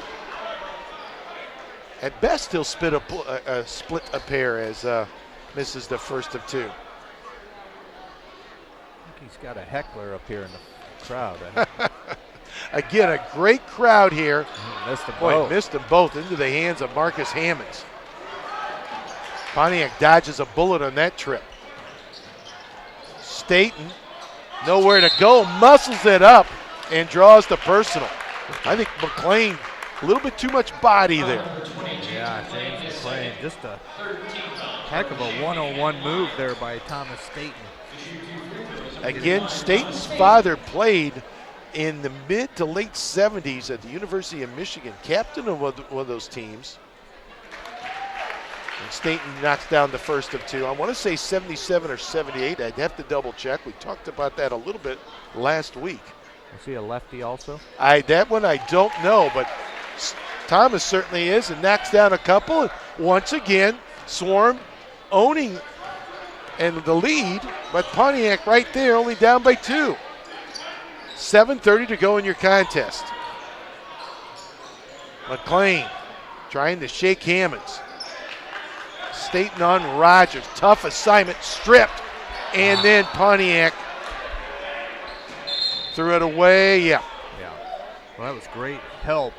We've talked about that. We've seen Pontiac do that in the past when they double team, and they did that time to force the ball away from Rogers. Then they tried that quick outlet scoop underhand, let's get running, and kind of off the palm of his hand and hit the scorer's table over there. Neville is in. And McLean is out. Michael Rogers, this time short. Pontiac can tie this thing up or even take the lead. Anderson for 3. Jefferson inside. His shot won't go. Boy, did you see how but Jefferson elevates, to the line. And can he get up? Yeah, that's the athleticism I was speaking of a week ago, and I've seen in practice here of the times that I've had a chance. 6'4" got spring in the old wheels. And Garrett knocks down the first of two. It's one of those jumpers that it's just effortless. Just second one up. Second one good. We're tied at 114. McGlade, 22 in the game.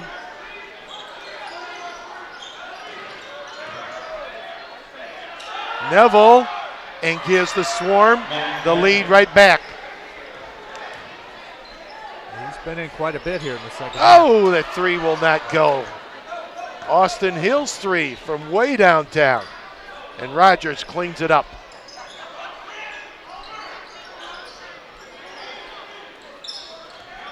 Coleman working hard inside and kisses it off the glass. Once he got up in the air, then he was up there long enough he could readjust. Adrian Coleman, Staten from about 16. That's going to go against Austin Hill of Pontiac. A good position by the Swarm. That'll be the third against the team. Non-shooting affair.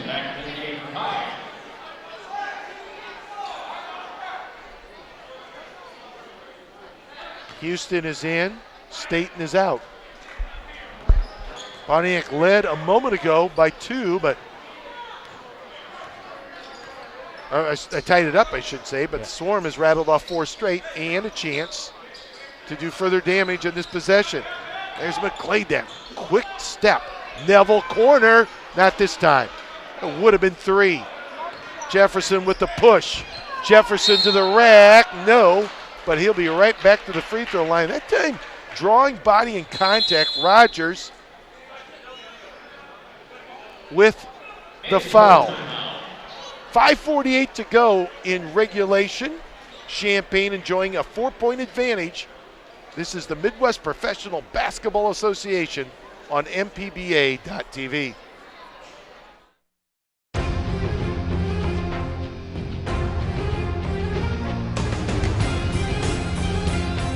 Five oceans.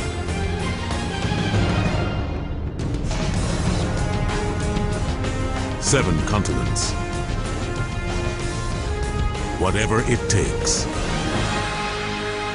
Wherever it takes us. America's Navy, a global force for good.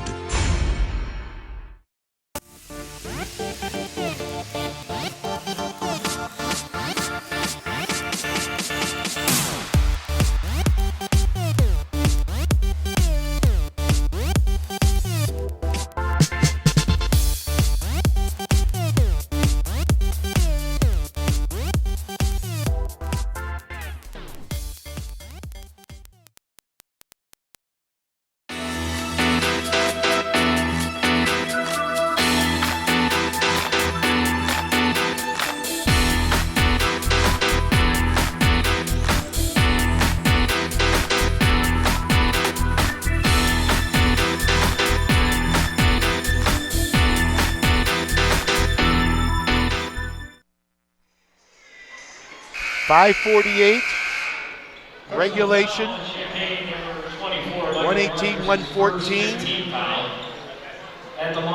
You got to give credit to Champaign. They've maintained.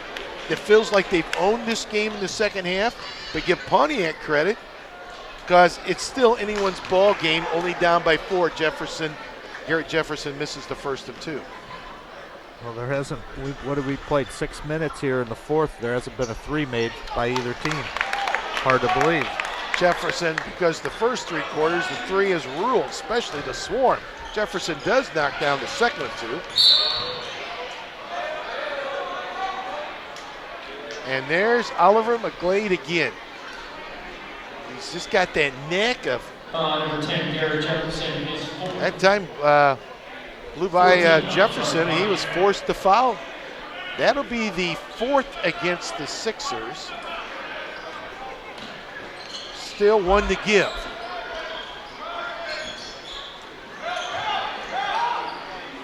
Baby hook inside, That was out of Rogers. Blocked on the play, gorgeous. But the putback, another block. Scramble, loose ball. And we got a jump ball. I missed the defender for the Swarm that got that initial block on Anderson. I got Jordan Walker. Walker, oh, I would believe that. He's feeling it too. You got that right. He had that a couple was big two ones. gorgeous back-to-back blocks. We got a jump ball, I believe. Yep. Yep. And that was Garrett Jefferson hustling there and tying up the Swarm. I've got my money's on Jefferson right here. Stoudemire and Jefferson. Kind of a big tip here. Control. Oh, wow. Stoudemire. And then they'll pull it back out. Walker put the brakes on. No traveling call. Nope. Trying to post up Coleman this trip. Instead, a long three. Not finding the mark. McGlade. Jefferson in traffic. No, but he was determined to get back to the foul line. And he drew contact, and he'll get another two. He took that right at the big guy, Michael Rogers. Garrett Jefferson, he's been to the line 10 times. This will be 11 and 12. Pontiac down by 3. Make that 2. Now that's the 16th foul against the Swarm. So that means Pontiac into the penalty for the remainder of the quarter. Jefferson misses though, cannot connect. And falling to the ground, stolen on the play, put back up and good, and they're knotted at 118. Austin Hill, he knew he was going to be defended, just a quick release. I think Coleman inadvertently fell down and lost his footing. Back in the hands, they got numbers, wave it off. Credit Pontiac with good D right there. And the hometown fans sense a run, but also the veteran coach senses a run. He's going to burn a timeout is John Spezia. Let's see if this is a 20. Yeah, it is. Keep it right here. Oh, doesn't get by the old veteran head coach, does it? No, it doesn't. Now he just changed it to a full, I believe. All right, we'll take a break as well then. 4:38 to go in regulation. We're tied at 118 on mpba.tv.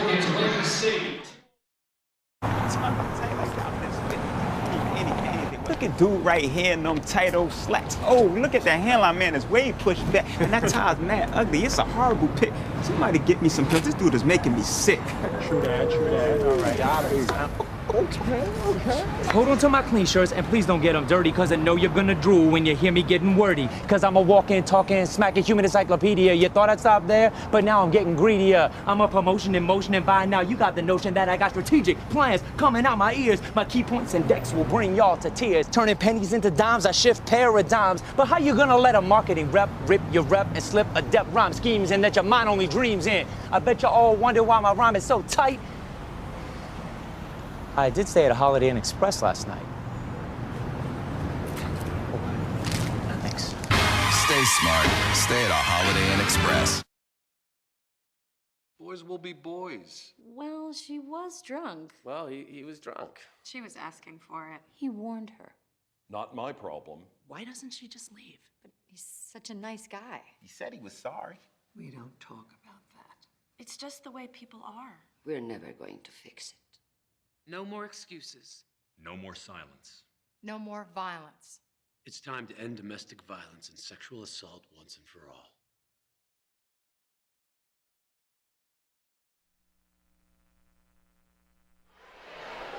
$118. And the 66ers a chance to take the lead. I don't think they have led here in the second half. We're tied at 60. We were tied 66 at halftime break. Yeah, I think they've tied it up once. I think you're right. They were down 100 at the end of 3. They've outscored them 18-11 here in the fourth so far to tie it. So let's see what happens in this trip. Anyone's ball game. a ton of time to go. 4:34 in regulation. Anderson with it. Anderson, kick out, in and out. Oh, there's a slam home. Up and away. Marcus Hammonds. Wow. He came up with the right hand, just a one-hand follow slam. About at his elbow down the rim. For the answer, no, but Walker with a quick step. Jordan Walker, who's been playing some great defense here in this second half. A nice move offensively, forced the foul of the 66er. He's had a good game. Done a lot for his Swarm team. Hasn't missed a free throw yet. Hate to say that. Well, I don't know. Let's hope we didn't jinx the young man, for crying out loud. And we did not.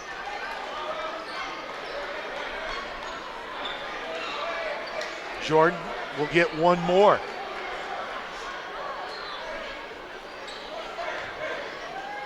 For the most part, the Swarm, they don't have big wide bodies on the floor. These are more 6'6", 6'7", versatile athletes. And the wingspan and athleticism, and Walker's one of those kids, and he knocks down both, and we're tied at 120. Impressive possession for the Swarm. Anderson, and he's fouled, Jake Anderson.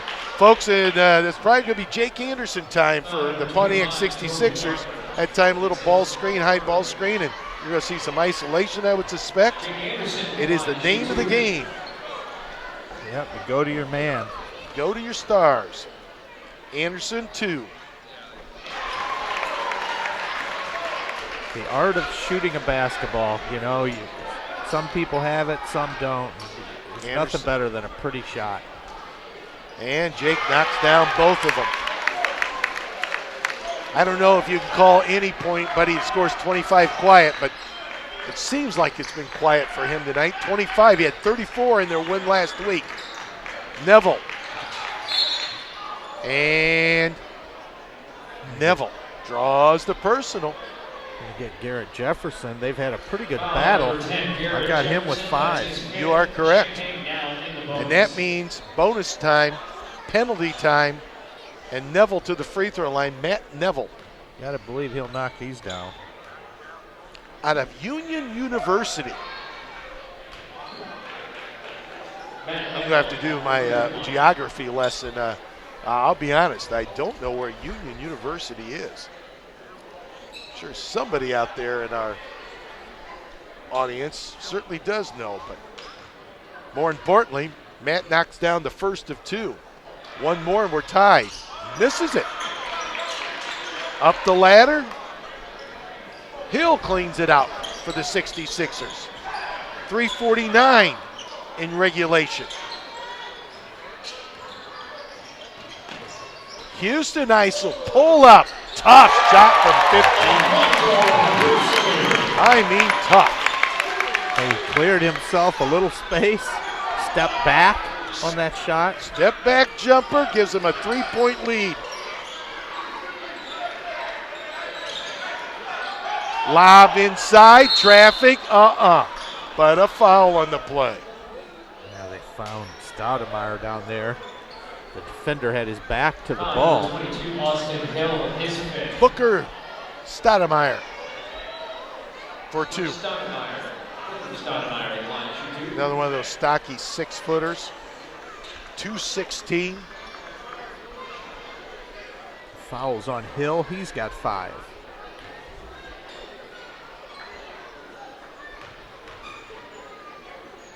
Couple of free throws here. And back of there and kicks back out. As you just mentioned, Hill in those 5 personals. Going to have a seat on the bench for the moment. Darrell Robinson. Haven't seen Thomas a lot Staten. Sends Staten back in the lineup. Haven't seen a lot of the big guy this game. Clark. Joel Clark. Second one is good. Yeah, Coach Robinson, it's all about matchups and connections there. 2-point lead for Pontiac. Anderson with the ball. 10 on the shot clock. We haven't been able to, don't have to say that often. Staten to the rack, lost it, strip, shot clock. Oh, it reset. It never should have. They didn't catch it, and layup up and good. I can't believe the Champaign bench didn't say anything. I think that's twice that's happened. Now they are on the bench saying they are talking to the ref here about it. But Steele Houston and slams it home. Coach Spezia might, nope, he's not going to burn a timeout. He's going to let him play.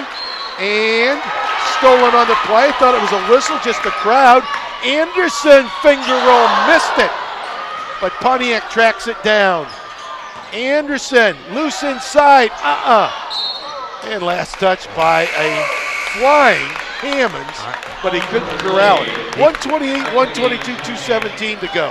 Hammonds kept that ball alive twice. I thought he was going to get that last time too. And now Coach Spezia is going to burn a timeout. Well, folks, we'll keep it right here. I saw a 20-second timeout. I think this. Make that, we're going to keep it right here. Talking about the shot clock, it's got to hit the rim to reset.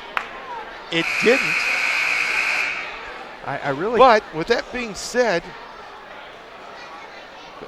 Raj. Now, the only other thing I could say, maybe possession. Maybe the officials ruled there was possession there, so that's why it needed to reset. That'd be my guess. Yeah, and I don't know if these shot clocks, if these are what they use for like intramural games or what, but I don't know what happens when it gets to the 24. I don't know if that's wired into the scoreboard or not, and if it's going off or not. I haven't heard it go off. I can't answer that. There is a young man sitting right behind the score table there, and he's got remote. So it's run by remote. Those are new shot clocks that the 66ers brought in for the remainder of the season here. They had to use, I think, out of the Chicago area, they got them last week. But in any event, and threw it away. They'll try to run some clock on this trip. Just really denied that inbound pass. Staten almost lost it. Staten, wrap around, layup up and good. Boy, you broke into a T there. The fans love it. Pontiac up by 8. Well, he did what he needed to do. His teammate went to the rim when he got near the paint. Wide open. A game the Swarm controlled for the most part. They're in trouble here. They need a basket, and they got one. Muscle move, pretty move out of Coleman. That's a tough shot, but they needed it. Now Pontiac's going to be patient here. Anderson with 27 in the game. This is Houston, and one. Alfonso Houston.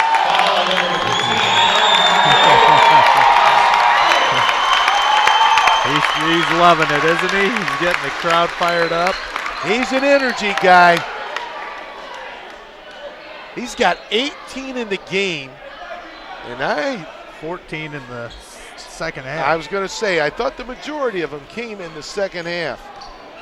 And just like that, 132, 124, 133, 124, 9-point advantage, the largest of the game, and the Swarm's in trouble. They need a basket on this trip down. McGlade, and stolen on the play, tried to find in the corner. Walker for a 3, and Houston comes up with a big steal, no run clock. Yes, they've seen it before. Yeah, this is real unusual, isn't it?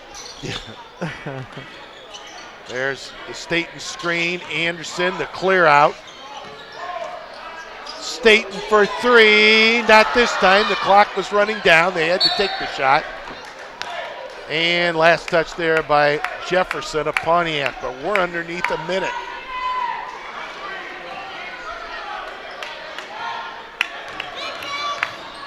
Swarm in dire need of a hoop. Coleman inside, Walker, and one, counted. Boy, when you talk about needing something, that is exactly what they needed right there. Not what you want to do if you're a 66er. I think they got Staten with that one. And Walker, who's had a solid game both ends. An opportunity here. Still a chance. knocks down the free throw. A 3-point play is converted. 44 seconds to go. They will not foul here, at least at the moment. Anderson to the rack, and side stripped on the play. Great defensive move. Poked away from behind, but fouled from behind, and that means Michael Rogers to the free throw line. Hold on, everybody. This one's far from over. Alfonso Houston. Why the lightning quick hands. The ball was brought down by Jefferson, and someone stripped him, creating this opportunity. This is twice in the last 10 seconds they've been at the line with the clock not running. Free throw. Can't convert. Boy, Rogers with 32. Austin Hill back in the game for Pontiac. But needed that free throw. And Champaign still down by 6. We were tied at 122. Since then, Pontiac making plays. It's what it's all about. Second one is good. And they enjoy now a 5-point advantage. Anderson. Boy, they're letting a lot of clock run. They're going to force the foul. Anderson still with the dribble. Anderson, flip shot, wouldn't go. Kick out into the hands of Coleman. It's stripped and stolen, and that might do it with 8. And there's the foul, but too little, too late. With 6.7 to go, it looks like the 66ers are going to win their second home game as in many starts. I like to see the kids are coming over. They're high-fiving the crowd. That was a hard-fought game. Just when you think the Swarm is going to get their first victory, Pontiac turned it on. And Anderson knocks down the first of 2, the penalty. Remember, these two teams connect Monday at 2:05 at Parkland Junior College, home of the Swarm. That's Martin Luther King Day. Anderson knocks down both of them. 7-point lead. Will they get the final shot off? They do. It will not connect. And that is your final. Tied at 122. Pontiac makes plays down the stretch, and they pull away and win this 135-128. Once again, fans, thank you for We'll take a break. We'll come back. Hopefully we'll have Coach Robinson and his game-winning comments and stats and the final here from Pontiac. Once again, in Midwestern Basketball Association action, it is Pontiac 135, Champaign 128 on the MPBA.TV.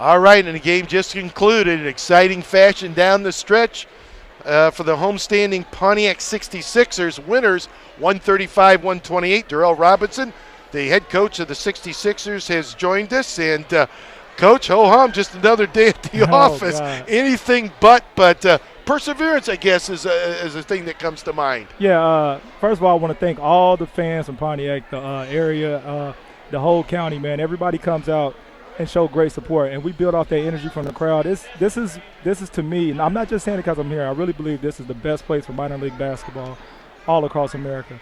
Yeah, today we showed a lot of toughness, a lot of guts. I just trying to find ways to challenge my team, challenge my guys. Don't matter what lineup it is, like I tell them, next man's got to be up. Whoever has it going, we just go with it. We go with matchups, and maybe next game somebody else have it going who didn't have it going. But we did a good job. Guys showed they did their part. That's one of the things I base everything on. Like if you get 4 minutes or if you get 30 minutes, everything matters. Everything matters. It's a team game, and they showed a good job of supporting each other, especially from the bench. Some of those guys I didn't use in the second half a lot, they still were in tune in the game, which is great. You know, providing something. Speaking of bench players, Jeremy Marseille comes to mind. Yes. In that first half, when you needed some energy. Yes. I don't know if that's the key or not, but again, another sluggish start. Yes. And I got to ask you, I don't know if you were the happiest guy there at halftime. I don't know if you talked to the kids, but you know, you're trying to motivate and get their attention and such. Yeah, I did. I talked to them, and I pretty much told them I play with combinations. And I really felt like we weren't ready to play as far as matching energy. And I told them I'm going to find one way. I'm going to find 5 guys. I don't care who it is. I don't care if it's 5 guards or whatever. I'm going to find 5 guys who's going to work their butts off. But that's what it's going to take.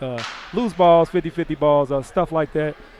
That's the difference in this league here, because it's a grown man league, and everybody has a high competition. Even late in the game, I remember one play, we might have been knotted up, and Jake Anderson he showed the toughness. He went and grabbed an offensive rebound. And that's the type of stuff you got to get. You know, the Marcus Hammonds did an excellent job too. You know, as far as rebounding, he might be pound for pound our best rebounder. He goes hard. He's a pro. He's really a guard, but he just plays. Like I tell them, I get a lot of versatile players, and so we can we can interchange. We can throw different combinations out there. I think that's where we're kind of dangerous at. Once everybody gets on the same page, we could really be scared. You know, you have Hammond, Staten, and Houston in that down the stretch, providing that energy and making plays. And, of course, your guy, Jake Anderson, 29 to lead the way. You were tied at 122 and then made plays down the stretch to make it happen. Yes, I mean, you just got to dig deep. Sometimes, I mean, you might be tired, but I tell them the game of basketball is a fun and passionate game. So you should be worried as a player. You know, this is your chance. I kind of compare it to being a singer. Like when those guys have a concert, they have their stage, they get to perform. This is their stage. You know, we practice and we go hard and practice all the time. This is their chance to show all the fans out here all the stuff they've been working on, you know. So this is their chance to perform. So when you get a chance to perform, you got to do your best. You know, win or lose, of course, the relationship you have with the guy who's just walking off there in front of us. And speaking of John Spezia, the longtime legendary coach, it's fun to do battle, I bet, with your former teacher there. Coach Spezia has taught me probably more than anybody in the game of basketball. You know, coming from playing for him so many times. But we even go back to where Coach Spezia been knowing me since I was a kid. You know, my grandfather and his father worked together. You know, that type of thing. So he's been knowing me forever. You know, so. I can't say enough about him. He's just great for the game of basketball, but he's been so great for me. He's always been somebody that I can call and talk to with anything, you know. So it's just a blessing to be able to just coach in the same arena with him. Coach, we're going to let you go. Speaking of family, I know you got some. Yes, I do. You got family and family here for crying out loud. Yes, You mentioned they were coming in. Yes. And it's got to be a thrill to see them this weekend. Oh, yes. My daughter, Anaya, she's here from Danville. My cousin, Janice, is here. My grandparents. Then my wife and my son, my wife Tammy and my son Isaiah is here from Tulsa. They made the trip. So it's just a special feeling. Just those guys can see this atmosphere and see how great it is in Pontiac. Well, sounds great. We'll let you go again. Congratulations. And, hey, get back right at it. A little back-to-back action. You got to love that come Monday. Yeah, we come back Monday, you know. So on the road for the first time. Yes, sir. Yes, sir. And it's kind of crazy just looking across the league. I think we might have been the only team that won a home game so far. I don't know what happened in that last Chicago, the Windy City game right now. But as far as before that, I think everybody else all the road teams have won, you know. So it's just one of those leagues. Anybody can beat anybody on any given night. No doubt about it. And we appreciate, as always, that you have stopped by here. Congratulations on win number 2 here. I was trying to catch some scores here for you. Again, the Groove won 129-100 over the Express.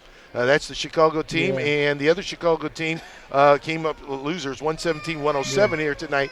That was the with the Rivers. The little guys, we'll let you go. Right. You are being called. Congratulations. We'll see you Monday in Champaign. Thank you. I appreciate it. All right, Coach Darrell Robinson, the head coach of the 66ers. They're winners here, 135-128. We'll take a break. We'll come back. Bob will get back in the booth with us, and we'll wrap it up, get some numbers and stats and thoughts before we sign off. Once again, Pontiac, second win of the campaign. They're 2-0. They defeat the Swarm of Champaign 135-28 on MPBA.TV.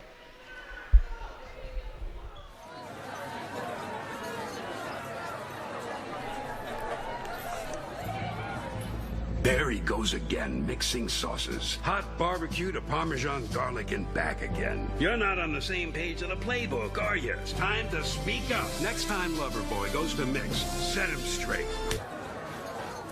We're gonna stop mixing sauces now, okay? Thank you. Grab a seat. The game is on. Buffalo Wild Wings. Wings, beer, sports.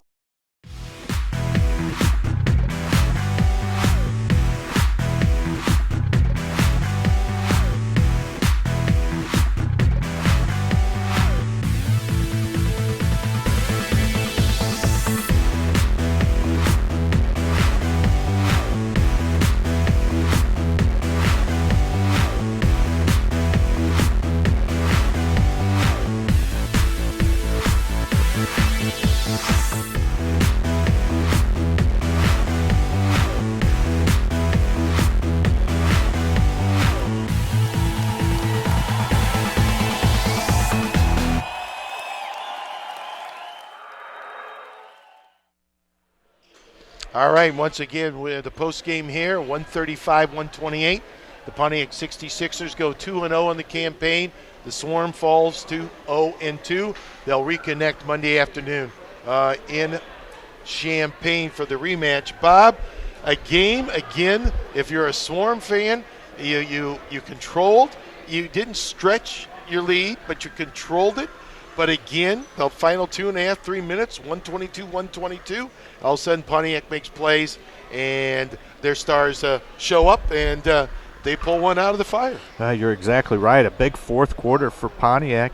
Not a three ball made by either team in the fourth quarter. Pretty rare from what we saw earlier, but a big first quarter by Champaign and a big third quarter by Champaign. But then Pontiac comes right back in the second and in the fourth.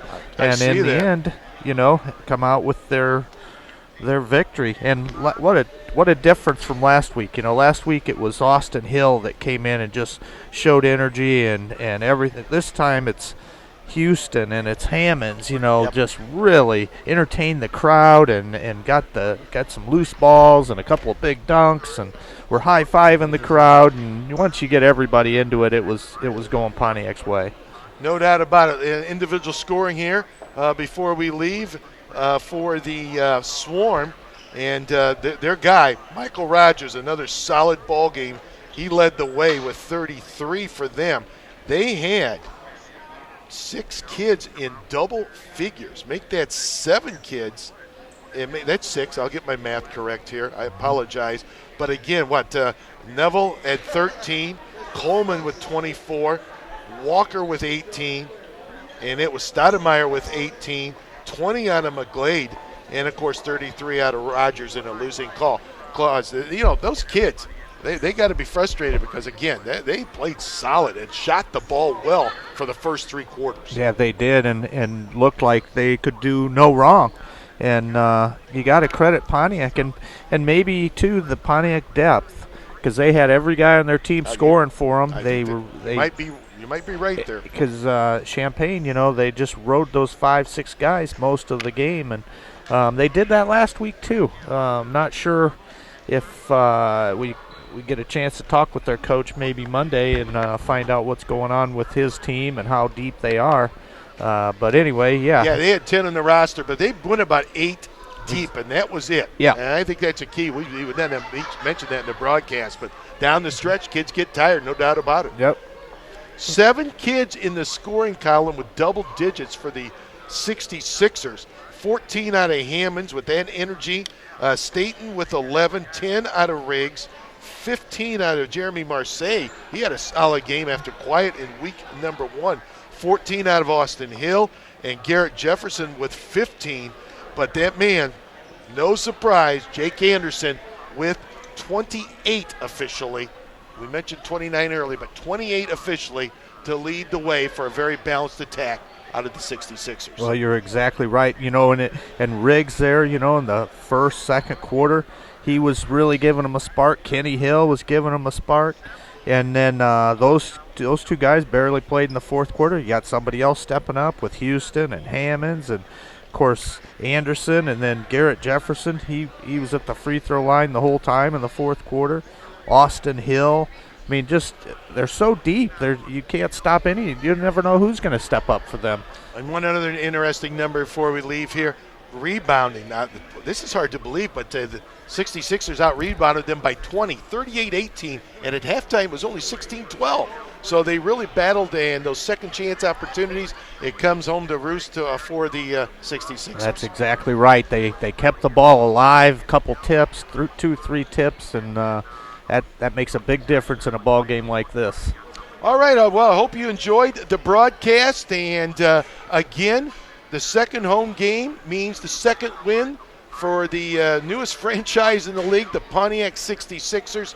They win here tonight over the Champaign Swarm. For Bob Miner, Tim Scott, again, I hope you enjoyed the broadcast. The final, once again, from Pontiac Township High School, it is Pontiac 135, Champaign 128.